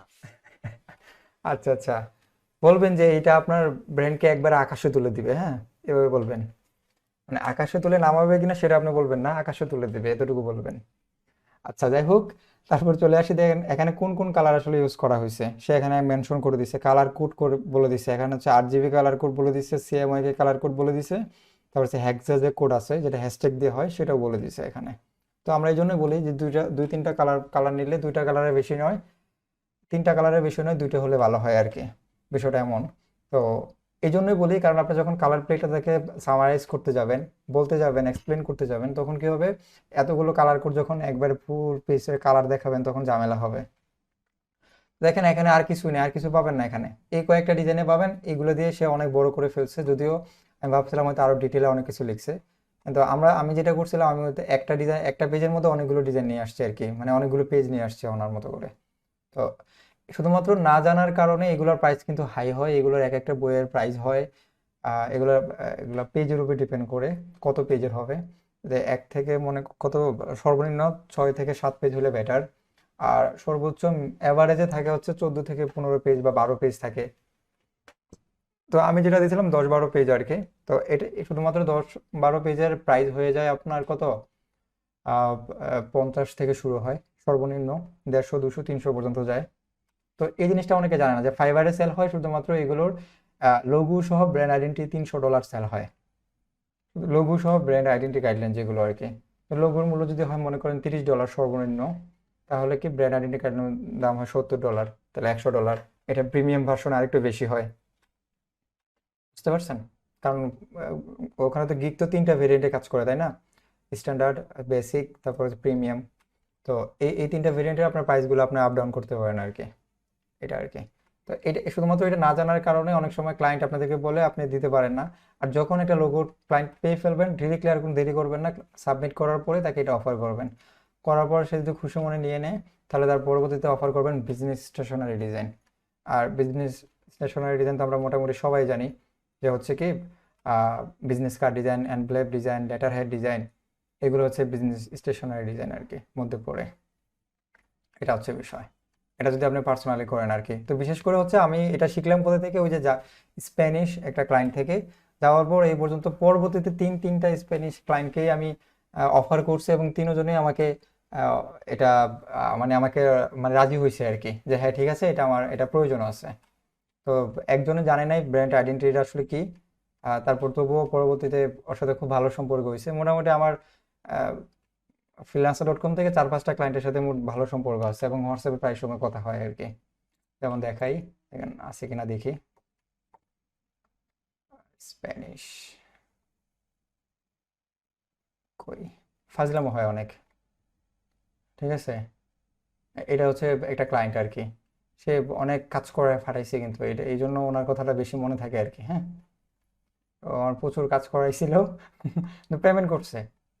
তো এইটাই আর কি বিষয়। তো স্প্যানিশের ক্লায়েন্টগুলো একটু বেশি দেয় আর কি আপনাদের এগুলো আর কি। তো ওর সাথে প্রায় কয়েকদিন আগেও নক করছি, সেই জন্য ভাবলাম যে দেখাতে পারি, দেখে দিলাম আর কি। আচ্ছা, তাহলে কি আপনাদের আজকে কি শাটারস্টক অ্যাকাউন্টটা ক্রিয়েট করে দেখা দিব? তো শাটারস্টক আমি একটু যাই। শাটারস্টক হচ্ছে বেসিক্যালি আমরা সবাই জানি যে এটা একটা মাইক্রোস্টক সাইটগুলো মধ্যে একটা। তো মাইক্রোস্টকগুলো আসলে কি, যেখান থেকে হচ্ছে ক্ষুদ্র ক্ষুদ্র ইনকাম করা যায় আর কি, মানে ক্ষুদ্র ইনকাম। আমরা freelancer.com থেকে freelancer.com-এ $10 নিচে কোনো কাজ থাকে না, ফাইবারেও সেম $5 নিচে কোনো কাজ থাকে না। শাটারস্টকে হচ্ছে আপনার সেন্ট ইনকাম হয়, সেন্ট তো জানেন পয়সা আর কি। তো এখান থেকে পয়সাটা হচ্ছে ওখানে হচ্ছে একবার ইনকাম করার পরে ওটাকে প্যাসিভ ইনকাম বলে না, কিন্তু মাইক্রোস্টকে যে ইনকামগুলো হয় সেগুলোকে প্যাসিভ ইনকাম বলে। মনে করেন যে একটা ডিজাইন আপনার 50 বার 1000 বার সেল হইতে পারে, আবার সেল নাও হইতে পারে। তবে যেটা সেল হবে সেটা মনে করেন যে 50টা সেল হলেও আপনার কোনো সমস্যা হবে না, 50 জন ইউজ করতে পারবে। তবে কিছু রেস্ট্রিকশন থাকবে তাদের সাবস্ক্রিপশন অনুযায়ী আর কি। তবে এতটুকু বুঝতে পারলাম কি, শাটারস্টকে আমরা কোনো ডিজাইন করে আপলোড দিয়ে রাখলে সেটা যদি ডাউনলোড হয়, সেটা থেকে আমরা একটা কমিশন পাবো, সেটাকে রয়্যালিটি বলে আর কি, বা কমিশন বলে। এটা কি যে টেমপ্লেট ডিজাইনের মতো বা থিম ডিজাইনের মতো? যেমন একটা টেমপ্লেট যদি কোনো ক্লায়েন্ট পছন্দ করে, তাহলে এটা কিন্তু এক এক ক্লায়েন্টে কিনতে পারে, বারবার কিনতে পারে। হ্যাঁ বারবার, হ্যাঁ এখানেও এটা সেম। এটা অনেকটা গ্রাফিক রিভারের মতো আর কি। গ্রাফিক রিভারে মোটামুটি যেটা হয়, ওখানে একটু ভালো অ্যামাউন্টে সেল হয় ডলার হিসাব করে। জি ভাই। কিন্তু এটা মাইক্রোস্টক এই জন্য বলা হয়, যেখানে হচ্ছে ডলারের কোনো হিসাব তো পড়ে আসে, আগে সেন্ট থেকে শুরু হয় আর কি। ডলারও সেল হয়, আপনি ভিডিও সেল করতে চান, একটা ভিডিওর সেল বিক্রি হয় $50, $60 এরকম বিক্রি হয়। একটা পিকচারও 2-3 MB করে $2-3 করে সেল হয়, 10 সেন্ট করে সেল হয়। হ্যাঁ, তো এটা ডিপেন্ড করে বেসিক্যালি হচ্ছে কোন মার্কেট প্লেস কতটুকু আপনাকে কমিশন দিচ্ছে বা রয়্যালিটি দিচ্ছে আর কি। আর এটা আপনার বারবার সেল করা যাবে, কোনো সমস্যা হবে না, এটা অটোমেটিকলি সেল করে নেবে। আর সবচেয়ে মজার বিষয় হচ্ছে যদি আপনার ডিজাইনের কোয়ালিটি ভালো হয় এবং কোয়ান্টিটি বেশি থাকে, সেক্ষেত্রে আপনি একটু ভালো একটা আর্ন করতে পারবেন এইসব সাইটগুলো থেকে। অ্যাডোবি স্টক, তারপরে Shutterstock, creative Fabrica, creative market, হ্যাঁ এগুলো সবগুলো হচ্ছে আপনার মাইক্রোস্টক বলা হয় আর কি। আচ্ছা, আপনাদের পেমেন্ট মেথডটা কি? পেমেন্ট মেথড হচ্ছে আপনি যেভাবে নিতে চান, সবচেয়ে বেটার ওয়ে হচ্ছে পেওনার হলে সবচেয়ে ভালো আর কি। আপনি চাইলে ব্যাংকেও ট্রান্সফার করতে পারবেন, তবে একটা পেওনার অ্যাকাউন্ট ক্রিয়েট করে ফেলবেন। এখন আপাতত পেওনার অ্যাকাউন্ট ক্রিয়েট করার দরকার নেই, আগে ওখানে সাবমিট করেন, অ্যাপ্রুভ হোক, ডিজাইন ইনকাম হোক। ডিজাইন ইনকাম হলে যে আপনাকে ক্যাশ আউট করতে হবে জিনিসটা এমনটা, ডিজাইন হয়ে ইনকাম হয়ে ওখানে ডলারগুলো থাকুক, সমস্যা নাই। শাটারস্টক খেয়ে ফেলবেন আপনার ডিজাইন, বা কোনো মার্কেট প্লেস আপনার ডিজাইন টাকা খেয়ে ফেলবে না। তো ওখানে আপনার টাকাগুলো থাকুক, যখন আপনাদের মনে হবে যে না আপনার এখন পেওনার অ্যাকাউন্ট ক্রিয়েট করা দরকার, তখন অ্যাকাউন্ট ক্রিয়েট করবেন। কারণ মনে করেন যে আপনি কি করলেন, আপনাদের এখানে কতজন আছেন, 50 থেকে 60 জন, আমি বলে দিলাম যে অ্যাকাউন্টটা ক্রিয়েট করে ফেলেন, বুঝতে পারছেন? অ্যাকাউন্টটা কি করেন, ক্রিয়েট করে ফেলেন। ক্রিয়েট করার পর যেটা হবে, প্যানার অ্যাকাউন্ট ক্রিয়েট করে ফেললেন, তারপর আপনাদের মধ্যে যারা ডিজাইন করবেন না, 1 মাস পরে 2 মাস পরে অনেকে ডিজাইন করবেন না বা এটাতে কাজ করবেন না, কিন্তু ডিজাইন এখানে $5 ইনকাম হয়েছে, তারপর আর কোনো কাজ করতেছেন না, তখন আপনি একটা প্যানারে শুধু শুধু একটা অ্যাকাউন্ট ক্রিয়েট করে রাখলেন, যেটার কারণে বাংলাদেশের জন্য একটা ব্যাড ইফেক্ট আসতে পারে। বুঝতে পারছেন? সেজন্য আমি প্যানারে যাচ্ছি না আর কি। বুঝতে পারছেন? তো যখন আপনাদের মনে হবে যারা ডলার মোটামুটি আসতেছে ভালো, এখন পেমেন্ট $30 হয়ে গেছে, পেমেন্ট আসবে, ক্যাশ আউট করতে হবে না। $30 হোক, ভাইয়া $30 হয়নি, তারপরে ক্যাশ আউট করে ফেললেন। হ্যাঁ হ্যাঁ বলেন। অ্যাকাউন্ট সাসপেন্ড করে দিলে কি হবে? অ্যাকাউন্ট সাসপেন্ড তো করবে না, সেটা হচ্ছে যদি আপনি ইলিগেল না কাজ করেন। বুঝতে পারছেন? কারণ অ্যাডোবি স্টক, শাটারস্টক আমরা তো সবাই বিগিনার, হ্যাঁ তো এখানে যদি মানে আমরা বুঝতে পারতেছি না হয়তো বা এই ইমেজটা নিবে কিংবা এই ইমেজটা আমরা আপনার ডিজাইনিং এর জন্য, আপনার ডিজাইনিং এর জন্য আপনাকে সাসপেন্ড করবে না। সাসপেন্ড যে কারণে করবে সেটা হচ্ছে একটা ওয়ে হতে পারে, আপনি যদি বিভিন্ন VPN চালু করে বারবার ট্রাই করেন অ্যাকাউন্ট ক্রিয়েট করার জন্য, বা আপনার অ্যাকাউন্ট ক্রিয়েট করতে দিচ্ছেন, আপনার অ্যাকাউন্ট ক্রিয়েট হয়ে গেছে, আপনি হয়তো জানতেছেন না, যে বারবার ট্রাই করতেছেন। কোনো জিনিস ওভার করা যাবে না, সব দিন শেষে একটা কথা আর কি, দিন শেষে কোনো কিছু ওভার করা যাবে না আর কি। একটা অ্যাকাউন্ট ক্রিয়েট করতে দিচ্ছেন না, আপনি কিছুদিন ওয়েট করেন, তাহলে আবার অ্যাকাউন্ট ক্রিয়েট করে ফেলবেন। আপনার ডিজাইন সাবমিট করতেছে না, অ্যাপ্রুভ করতেছে না, আপনি কি করতেছেন, ওরা বলতেছে এটা রিজেক্টেড, এটা কোয়ালিটি সম্পূর্ণ হয় নাই, স্ট্যান্ডার্ড হয় নাই, বা ওই প্রবলেম, আপনি আবার ট্রাই করতেছেন। ওরা তো এক পর্যায়ে, ওরা তো আমাদের মতো রোবটটা হচ্ছে যে বেসিক্যালি যতটুকু মনে হয় যে রোবট হচ্ছে এগুলোকে করে না, এগুলো আমাদের মতো মানুষই মেবি এগুলোকে জাজ করে অ্যাপ্রুভ করে আর কি, যাতে একদিন সময় নেয়। তো সেই জন্য আপনার ডিজাইনটা যদি আপনার একজনকে সময় দিতে হচ্ছে আপনার ডিজাইনিংয়ের জন্য, আপনি যদি বারবার ডিজাইন বলতেছে ডিজাইন স্ট্যান্ডার্ড হয় না, আপনি বারবার সাবমিট করতেছেন, তখন আপনার অ্যাকাউন্ট ডিসেবল করে দিতে পারে। তারপর ডিজাইনের কোয়ালিটি আপনি নিজেও বুঝতে পারবেন যে আপনার ডিজাইনের আসলে কোয়ালিটি বাকিদের মতো হয়েছে কিনা। আমরা যখন কাজ করি তখন অনেকে মনে করে যে ডিজাইন তো আমার কাছে সুন্দরই লাগতেছে, এভাবে কখনো কম্পেয়ার করবেন না। কম্পেয়ার করবেন শাটারস্টকের ডিজাইনের সাথে আপনার ডিজাইন কতটুকু এক সেম হইতেছে কিনা, বা ওদের সাথে হইতেছে কিনা। আপনি ডিজাইন ওদের থেকে ভালোই মনে হবে, সেটাই স্বাভাবিক, কিন্তু আসলে দিন শেষে কিন্তু ওদের থেকে ওরা খারাপ, সেটা আপনি কম্পেয়ার করতে হবে। বিহেন্সের যে ডিজাইনগুলো, ড্রিবলের যে ডিজাইনগুলো, সেগুলোর সাথে কম্পেয়ার করবেন আপনার ডিজাইনগুলো ওই স্ট্যান্ডার্ড হচ্ছে কিনা, তারপর হচ্ছে জাজ করার চেষ্টা করবেন। আমি হচ্ছে আপনাদেরকে একটা একটা লিঙ্ক দেই, একটা মিনিট। কে অ্যাকাউন্ট ক্রিয়েট করবেন একটু হয়ে যান। হ্যাঁ ভাইয়া স্যার, একটা কথা বলছি। পিওনার থেকে উইথড্র দিলে কি ডাইরেক্ট ব্যাংকে চলে আসে নাকি ওইখানে আবার ব্যাংক ডিটেলস অ্যাড করা লাগে? ব্যাংকের পিওনার থেকে উইথড্র দেওয়া ব্যাংকের ডিটেলস তো অবশ্যই করা লাগবে। ব্যাংকে যখন অ্যাকাউন্ট ক্রিয়েট করতে হয় তখনই তো ব্যাংকের ডিটেলস ওরা নিয়ে নেয়। কোথায়? পিওনের কথা বলছি। পেওনার হচ্ছে আপনি ওখানে ব্যাংকের ডিটেলস দিতে হবে, ওরা অ্যাপ্রুভ করার জায়গা থাকবে, ঠিক আছে ওখানে। অ্যাপ্রুভ কোর্স আমি খুলছি কিছুদিন আগে, আমার ফাইবার থেকে টাকা তুলবো এই জন্য। আচ্ছা তো ফোন একবারে তুলি না আর কি, নতুন তো। আচ্ছা একটা মিনিট, আপনাকে ওখানে অ্যাপ্রুভ করে ফেলে আর কোনো ঝামেলা নাই। স্যার যে অ্যাকাউন্ট ক্রিয়েট করতে চাইছিলেন সে বলেন, তারপর আমি এখান থেকে মেনশন করে দেখাই দিব আর কি আইডি থেকে। আমি বলছি আচ্ছা হ্যাঁ, আপনি স্ক্রিন শেয়ার করেন, একটু দ্রুত করা লাগবে।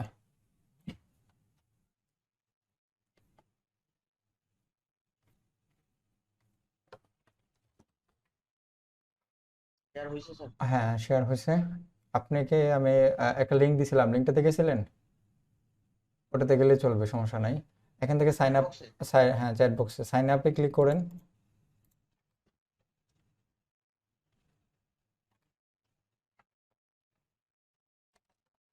ওকে, সাইন আপে আপনার মেল দিবেন, মেলটা আলাদা একটা ট্যাবে খুলে ওপেন করে রাখবেন।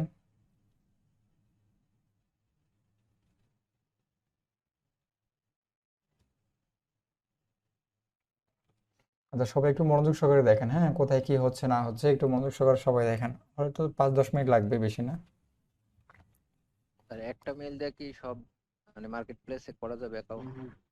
একটা মিল দিয়েও সব মার্কেট প্লেসে করা যাবে, কিন্তু এক মার্কেট প্লেসে দুইটা করতে যাবেন না। পাসওয়ার্ড আপনার মতো করে দিবেন দেন, যাতে আমরা স্ক্রিন কিন্তু দেখতে পাচ্ছি, সো কোনো ক্রমেই আপনি অন্য নোটপ্যাডে টাইপ করতে যাবেন না। এই পাসওয়ার্ডটা কি হচ্ছে অ্যাকাউন্টের পাসওয়ার্ড নাকি আমার জিমেইলের পাসওয়ার্ড? আপনার পাসওয়ার্ড মানে জিমেইলের পাসওয়ার্ড দিবেন না, আপনি যে কোনো একটা পাসওয়ার্ড দিবেন আপনার মতো করে। আচ্ছা আচ্ছা, যে কোনো একটা পাসওয়ার্ড। হ্যাঁ আপনার জিমেইলের পাসওয়ার্ড অন্য কোনো জায়গায় বলবে না আপনাকে, বা যে কোনো পাসওয়ার্ড এক ওয়েবসাইটের পাসওয়ার্ড অন্য ওয়েবসাইটে দিবেন না কখনো। আচ্ছা, কে যে কি বলতে চাইছিলেন বলেন। মানে নাম তারপরে বাকি যেসব তথ্য দেবো ওগুলো কি সব ভোটার কার্ডের সাথে মিল থাকতে হ্যাঁ হ্যাঁ, হবে? অবশ্যই অবশ্যই, সেগুলো আমি একটু পরে যদিও বলে দিব। তবু যেহেতু বলে ফেলছেন বলে দিই, আপনাদের নাম অবশ্যই ভোটার আইডি কার্ডের সাথে মিল রাখতে হবে, এবং বয়স 18-র নিচে না দেওয়াটাই উত্তম।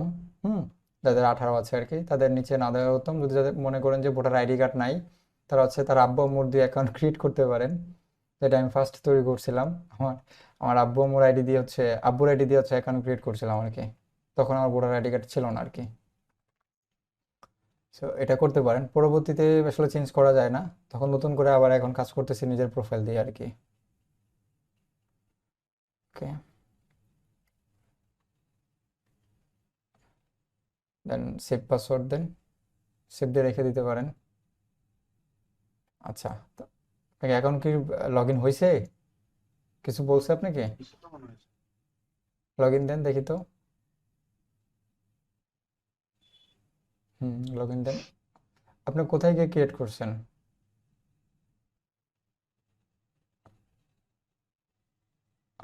আপনি সম্ভবত ইয়াটা অ্যাকাউন্ট ক্রিয়েট করেন নাই, হ্যাঁ, আপনি ইয়ার অ্যাকাউন্ট ক্রিয়েট করে ফেলছেন, ওই যে নর্মাল ইউজারদের। আমি একটা লিঙ্ক দিছি, সেই লিঙ্কতে গিয়ে করতে পারেন। এখানে দেখেন তো কি হয়। এই লিঙ্কটা স্যার। হ্যাঁ, আমি আর আবার লিঙ্কটা দিতেছি, দেখেন এই লিঙ্কে গেলে কি হয় আসলে। আপনি ওই যে এই লিঙ্কে ক্লিক করলেই আপনি দেখবেন ওখানে চলে যাবে, ওখান থেকে সাইন ইন ক্লিক করবেন, যে লিঙ্কটা দিছি ওখান থেকে সাইন ইন ক্লিক করবেন, সাইন আপ না তখন। স্যার আপনি যে লিঙ্কটা দিচ্ছেন আমরা সবাই এই লিঙ্কে গিয়ে তারপরে ওখানে সাইন আপ করব। হ্যাঁ, এটা করতে পারেন, সমস্যা নেই। অথবা আপনি ওখান থেকে করলে কোনো সমস্যা হবে না। এখান থেকে লগ ইন ক্লিক করেন, লগ ইনে ক্লিক করেন। উনি তো ভুল লিঙ্কে গেছে, আপনি যে লিঙ্ক দিয়েছিলেন ওই লিঙ্কে যায়নি। ওইখানে গেলে প্রথম ফার্স্ট নেম লাস্ট নেম এগুলো চাচ্ছে। চাচ্ছিল, হ্যাঁ। আচ্ছা, যাই হোক, উনি সাইন ইন ক্লিক করুক। আসছে সাইন ইন দেওয়াতে?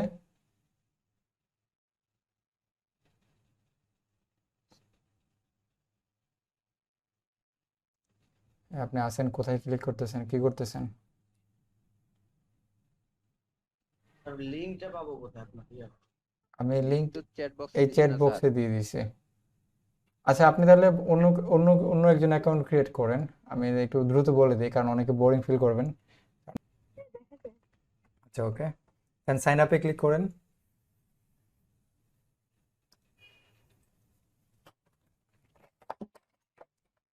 হ্যাঁ, আমার তো ভোটার আইডি কার্ড হয়নি, তাহলে কি আমি নিজের নামে খুলতে পারবো না? আপনি তো নিজের নামে করতে পারবেন না আসলে। ওকে, তারপর হচ্ছে আপনার নাম দিবেন, পুরো নামটা দিবেন।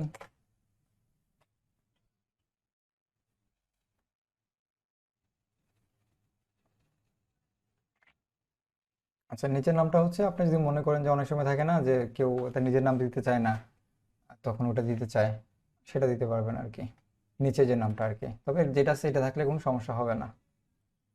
আচ্ছা, তারপর মেল দিবেন।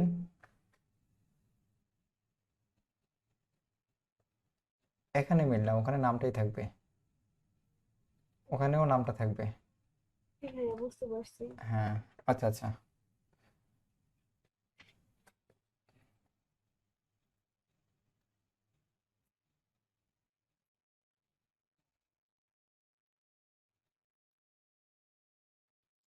নামটা কি হলো? মাইশা জি দিবে না। আচ্ছা, যে আলাদা না? হ্যাঁ, পাসওয়ার্ড দেন একটা।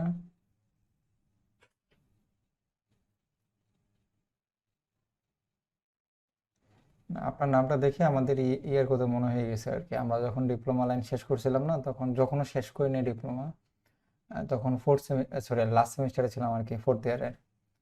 তখন সবাই হচ্ছে ইঞ্জিনিয়ার আরিফ, হ্যাঁ, তারপরে ইঞ্জিনিয়ার ওইটা ওইটা লিখতাম আর কি। এটা হয় নাই, আরেকটু কাজ বাকি আছে, এখানে দিবেন, সিলেক্ট করবেন। তখন ইঞ্জিনিয়ার আরিফ দিয়ে তখন আমরা ফেসবুক অ্যাকাউন্ট ক্রিয়েট করছিলাম, অনেকে দেখছি আর কি, বড় ভাইয়েরা।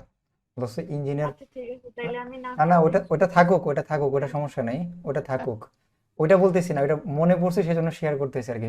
নেক্সট ক্লিক করেন।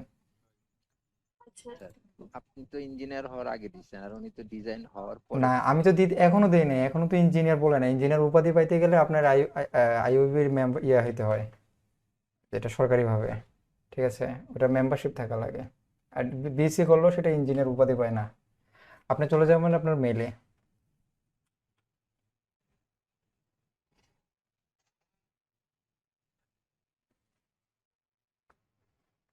মানে বিএসসি করার পরেও ইঞ্জিনিয়ার লাগানো যাবে না, এটা রেস্ট্রিকশন আছে ওখানে। কেন ভাই? হ্যাঁ, এটা বিসি ইঞ্জিনিয়ার হলেও সেটা এখানে ইঞ্জিনিয়ার বা প্রকৌশলী বলে না, যে প্রকৌশলী অমুক অমুক তার নামের আগে কিন্তু টাইটেলটা অ্যাড করার জন্য তাদেরকে একটা যে আইওবি মেম্বারশিপ আছে না, ওটা থাকা লাগবে। ভাই আইওবিটা মানে কি? আইওবি হচ্ছে ইঞ্জিনিয়ারদের এটাকে একটা মেম্বারশিপ দেয় এমন কিছু একটা হয়তো আর কি। ওদের সম্মাননা মানে হ্যাঁ হ্যাঁ সনদ। হ্যাঁ হ্যাঁ সনদ আর কি।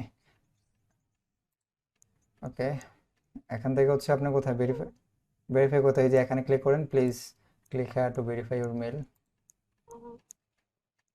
তবে ভাই কিছু কিছু ইউনিভার্সিটিতে তো ভাই আপনার এমনিতে ওই মেম্বারশিপটা থাকলেই হয়ে যায়, হ্যাঁ আর আলাদা লাগে না।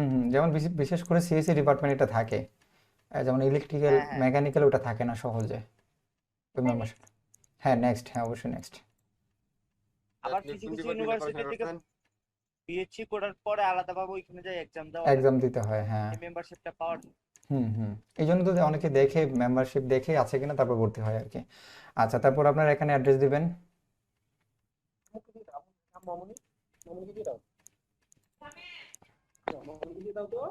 এটা আছে সেটা হ্যাঁ দেন।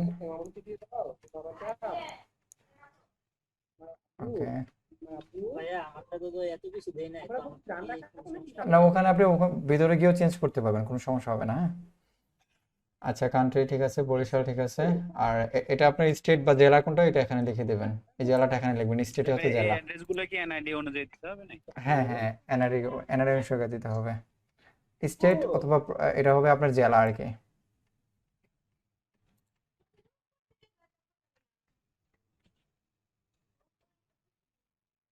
ভাই আপনি কোন ডিপার্টমেন্টে পড়াশোনা করছেন? আরে আমার ডিপার্টমেন্ট শুনে লাভ নেই ভাই, আমি ডিপ্লোমা করছি ইলেকট্রিক্যাল থেকে, এখন সিসি নিয়ে পড়াশোনা করতেছি। কোন ইউনিভার্সিটিতে? আমি এখন ডিআইইউতে পড়তেছি। আপনার হচ্ছে এখানে নাম্বারটা দিয়ে নেন, হ্যাঁ। আমরা কিন্তু দেখে ফেললাম আপনার নাম্বার, হ্যাঁ। ভাইয়া আমার এই নাম্বারটা সবাই জানে। এটা পাবলিক করা নাম্বার। আপনাদের বেঁচে তো ম্যাক্সিমাম হচ্ছে আমার ম্যাক্সিমাম কি অনেকে আমার সিনিয়র আছেন অনেকে এই বেঁচের মধ্যে, আর আগের বেঁচেও ছিল। এটা আসলে মেলিং অ্যাড্রেস, আপনার মেলিং অ্যাড্রেস চাইলে আপনি এখানে দিতে পারেন, এটা আর কান্ট্রি কি। সিলেক্ট করে নিতে, কান্ট্রি। ওই যে এখান থেকে কান্ট্রি সিলেক্ট করেন। কান্ট্রি কোথায় আপনার? বরিশাল নাকি? বরিশাল কি আলাদা? দিলো। আচ্ছা ওকে, তাহলে নেক্সট ক্লিক করে দেন। খালি নোয়াখালী আলাদা দেশ হিসেবে। নোয়াখালী আলাদা, আচ্ছা। এইখানে কিন্তু নোয়াখালীর মানুষ আছে, আমরা না বলি আসলে। আচ্ছা নোয়াখালী না, নোয়াখালী অত মাইন্ড করে না, ওরা অনেক মজা করে আমি জানি। Okay, go to your dashboard click করেন। দেখেন এটা হচ্ছে আপনার ড্যাশবোর্ড ওপেন হয়ে গেছে। আচ্ছা ওকে, আপনার চাইলে বুকমার্ক করে রাখতে পারেন। এখন আমি আপনাদেরকে দেখাই দিই বাকি বিষয়গুলো। এখন কিন্তু ক্রিয়েট হয়ে গেছে। এখন যদি মনে হয় যে আপনার ডিজাইনগুলো চেঞ্জ করা লাগবে বা কিছু সেটিং আছে সেগুলো চেঞ্জ করা লাগবে, সেগুলো আমি আমার স্ক্রিন থেকে দেখাই দিই। সবাই একটু এদিকে দেখেন, অ্যাকাউন্ট কিন্তু ক্রিয়েট হয়ে গেছে। তারপরে যেগুলো করা লাগবে 100% কমপ্লিট করার জন্য সেগুলো আমি একটু দেখাই দিচ্ছি। মনে করেন যে এটা আমার একটা অ্যাকাউন্ট আর কি, হ্যাঁ। অ্যাকাউন্টের বেসিক্যালি বিষয়গুলো থাকে যে এরকম, এটার যে ইন্টারফেসটা দেখতে পাওয়া যায় ওয়েবসাইটের, সেটা হচ্ছে এরকম আর কি। এখানে আমি অনেক দিন ধরে কাজ করা হয় নাই, আবার অ্যাকাউন্টের বয়স একেবারে কম এটার। এটা হচ্ছে এটা বিজনেস পারপাস অ্যাকাউন্ট আর কি। আচ্ছা দেখেন যেটা বিষয়, এই যে উপরে দেখতে পাচ্ছেন শাটারস্টক, এখানে কিন্তু ওয়েবসাইটটা কিন্তু চেঞ্জ, এখানে www.shutterstock.com না, এখানে submit.shutterstock.com আর কি। তারপর এখানে আর্নিংয়ে চলে গেলে দেখতে পাবেন যে এখানে আর্নিং হচ্ছে আর্নিং সামারি, মাই রেফারেল। রেফারেল বেসিক্যালি হচ্ছে আপনার রেফারেলে কে কে অ্যাকাউন্ট ক্রিয়েট করছে সেগুলো দেখা যাবে এখান থেকে। তারপর হচ্ছে পেমেন্ট হিস্টোরি, তারপর হচ্ছে ট্যাক্স সেন্টার। আপনাদের এই কোর্সে হচ্ছে যে আপনাদের ট্যাক্স সেন্টার কীভাবে পূরণ করা লাগে। হ্যাঁ 15 না, 14.09। $14 হ্যাঁ 14.09 আর কি। আচ্ছা, এখানে হচ্ছে ট্যাক্স সেন্টার আর কি। তো এখান থেকে যেটা করবেন আপনারা, এই যে ট্যাক্স সেন্টারটা পরবর্তীতে আপনাদেরকে বলে দিব, কোর্স শেষে আপনারা এটা ফিল আপ করে নেবেন।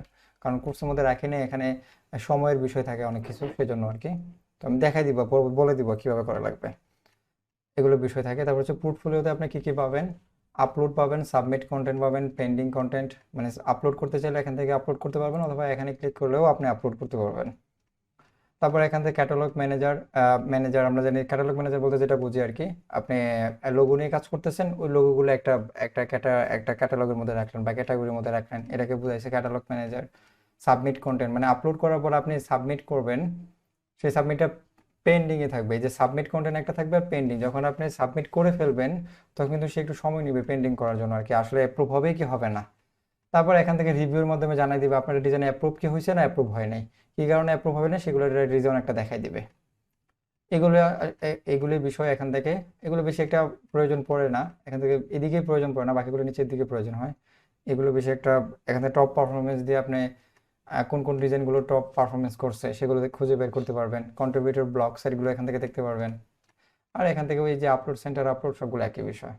এখানে হচ্ছে যে আপনার নাম থাকবে, এখানে কত ডলার ইনকাম আছে আপনার সেটা দেখাবে, তারপর হচ্ছে কত পার্সেন্ট আপনার অ্যাকাউন্ট ক্রিয়েট করা হয়েছে সেটা দেখাবে, এবং লাস্ট কত তারিখে এগুলো ডাউনলোড হয়েছে সেগুলো দেখাবে। তো এখানে ডিজাইন টোটালি আপলোড করাই হয় না বললেই চলে, শুধুমাত্র আপনাদেরকে দেখানোর জন্য এটা দেখানো। এখানে দেখেন ডিজাইন কিন্তু অনেক আগে করা হয়েছিল, জাস্ট হ্যাঁ লাস্ট কত তারিখ থেকে শুরু হয়েছে দেখেন, এই দেখেন 8 মাস, হ্যাঁ 8 মাসে ডাউনলোড আসছে, তারপর 9 মাসে এসে দেখেন হঠাৎ করে 1 তারিখে, 6 তারিখে, 10 তারিখে, 15 হঠাৎ করে ডাউনলোড আসছে আর কি। এগুলো এই যে 17 তারিখে হঠাৎ করে 4-5টা ডাউনলোড চলে আসছে। তো এগুলো হচ্ছে বিষয় হচ্ছে আপনার ডিজাইন যদি কোয়ালিটি ভালো হয় যে কোনো সময় ডাউনলোড আসবে, সেটাই স্বাভাবিক যদি এসইও ভালো করে করেন। তারপরে এখানেও সেম দেখাবে কয়টা ডাউনলোড আসছে, মোট কয়টা ডাউনলোড আসছে, 102টা। এগুলো এখানে এভাবে শুরু করবো আর কি, তেমন কিছু না। এখন আপলোড কিভাবে করবেন সেটা আগামী ক্লাসে দেখাবো, যেগুলো সেটিংটা চেঞ্জ করে লাগবে সেটা দেখা দিই। এখান থেকে আমি চলে যাচ্ছি হচ্ছে অ্যাকাউন্ট সেটিংয়ে চলে যাই। এখানে গেলে হচ্ছে আপনি ইমেল পাবেন, পাসওয়ার্ড পাবেন, আইডি পাবেন। এখান থেকে হচ্ছে আপনার কিছু বিষয় থাকে, এখান থেকে চলে যাই পার্সোনালাইজ মাই প্রোফাইল। এখান থেকে হচ্ছে কন্ট্রিবিউটর টাইপ দিবেন, ফটোগ্রাফার দিতে পারেন যারা ফটোগ্রাফি আপলোড করতে চান বা ভিডিওগ্রাফি আপলোড করতে চান। তারপর হচ্ছে ইলাস্ট্রেটর, ভেক্টর আর্টিস্ট, আপনি একটা স্ক্রিনশট নিয়ে রাখতে পারেন আমি যা যা দিয়েছি। দেওয়া শেষ স্ক্রিনশট, ভিডিওটা থাকবে। আপনি চাইলে দিতে পারেন, কোনো সমস্যা নেই, চাইলে মাইনাস করে দিতে পারেন, আপনি শুধুমাত্র ইলাস্ট্রেটর ভেক্টর দিতে পারেন। তারপর হচ্ছে আপনার প্রোফাইল লিঙ্ক যেটা আছে সেটাই অটোমেটিকলি চলে আসবে এখানে, চাইলে আপনি এখান থেকে রিনেম করে দিতে পারবেন আর কি প্রথম অবস্থায়, আর যদি না হয় সেভাবে রেখে দেবেন। তারপর ট্যাগলাইন কি থাকবে, ট্যাগলাইন দিলাম যে Illustrator, vector artist, graphic designer দিয়ে দিলাম। আর সাবজেক্ট লাইনে কী কী উপরে ডিজাইন করবো সেটা আমি একটু মেনশন করে দিয়েছি। ব্যাকগ্রাউন্ড ডিজাইন থাকবে, ভেক্টর ডিজাইন থাকবে, ওয়েডিং ডিজাইন, ফটোগ্রাফার, এই কয়েকটা দিলাম আর কি। তো আপনি চাইলে শুধুমাত্র ভেক্টর অথবা ব্যাকগ্রাউন্ড দিতে পারেন, যে কোনো দুইটা। ইকুইপমেন্ট কী কী কোন সফটওয়্যারে আমরা কাজ করব, অবশ্যই আমরা জানি যে শাটারস্টকে কোনো ধরনের পিএইচডি বা রাস্টার ইমেজ বা পিএইচডি ফাইল এখানে অ্যাপ্রুভাল হয় না, আপনাকে হয়তো ফটো ইমেজ হবে, না হলে আপনার ইলাস্ট্রেটর ফাইল। তো সেজন্য আমি ইলাস্ট্রেটর এখান থেকে দিয়ে দিলাম আর কি, সফটওয়্যারের মধ্যে একটু মিউট করে ফেলে। লোকেশন বাংলাদেশ, ওয়েবসাইট থাকলে, ব্লগ সাইট থাকলে আপনি ব্লগ সাইট দিয়ে দেবেন, আদারওয়াইজ না থাকলে দেওয়ার প্রয়োজন নেই। এখান থেকে ফেসবুক কানেক্ট করে দেবেন, লিঙ্কডইন কানেক্ট করে দেবেন, টুইটার, ইনস্টাগ্রাম কানেক্ট করে দেবেন, তারপর একটা বায়োগ্রাফি সুন্দর করে লিখে দেবেন 2-1 লাইনের, ঠিক আছে? আর কিছু নাই, জাস্ট শুধু একটা যদি দেই স্যার, ফেসবুকটাই দিলাম ধরেন বা লিঙ্কডইনটা দিলাম, এখানে দিলে হচ্ছে আপনার এই যে 100% আছে না, এই 100% হবে না আর কি, হয়তো 80% হয়ে থেকে যাবে আর কি। একটা অ্যাকাউন্টই থাকতে হবে। হ্যাঁ 100% হবে না আর কি, তবে 100% না হলেও কোনো সমস্যা নেই, আপনি কাজ করতে পারবেন, ওটা নিয়ে কোনো সমস্যা হবে না। তবে জাস্ট আমি সেটিংটা আপনাদেরকে দেখাই দিলাম, সেই জন্য অ্যাকাউন্ট ওপেন করে আপনাদেরকে দেখাই দিলাম আর কি, ঠিক আছে? আপনি চাইলে একটা স্ক্রিনশট রেখে দিতে পারেন। বলেন ভাইয়া, নিকনেমটা কি একবার মানে চেঞ্জ করার কোনো হচ্ছে অপশন আছে? হ্যাঁ আছে, এই যে দেখেন আমি এখানেও চেঞ্জ করতে পারবো এখন। আচ্ছা, কি এখন কি প্রোগ্রামার ইয়া দিবেন, যে মাইশা প্রোগ্রামার? আচ্ছা ঠিক আছে, যাই হোক, এটা যে এই দেখেন একটা জিনিস শিখবেন আপনারা, বাকিদেরকে একটু মেনশন করে বলি, সেটা হচ্ছে কি যখন যে যে ইউজার নেমটা সবগুলো এক রাখার চেষ্টা করবেন মাইশার মতো করে, বুঝতে পারছেন? দেখেন মাইশা হচ্ছে তার একটাই, সে ওইটাকে টার্গেট করছে, তার হচ্ছে ওই ইউজার নামটা হচ্ছে উনি হয়তো ফেসবুকে, লিঙ্কডইন সব জায়গায় একই ইউজার নেম রাখার চেষ্টা করছে, এমনটা নাকি? তো আপনারাও জি কিন্তু ভাইয়া, হ্যাঁ ঠিক আছে। আপনারাও হচ্ছে সেম রাখার চেষ্টা করবেন। যদি আপনার নাম হয় তাহলে আপনার নামে রাখবেন, মনে করেন যে হাফেজ আলাউদ্দিন দিলে সব জায়গায় একই ইউজার নেম চেষ্টা করবেন, যাতে গুগলে সার্চ করলেই আপনার যত অ্যাকাউন্ট খুব সহজে চলে আসে।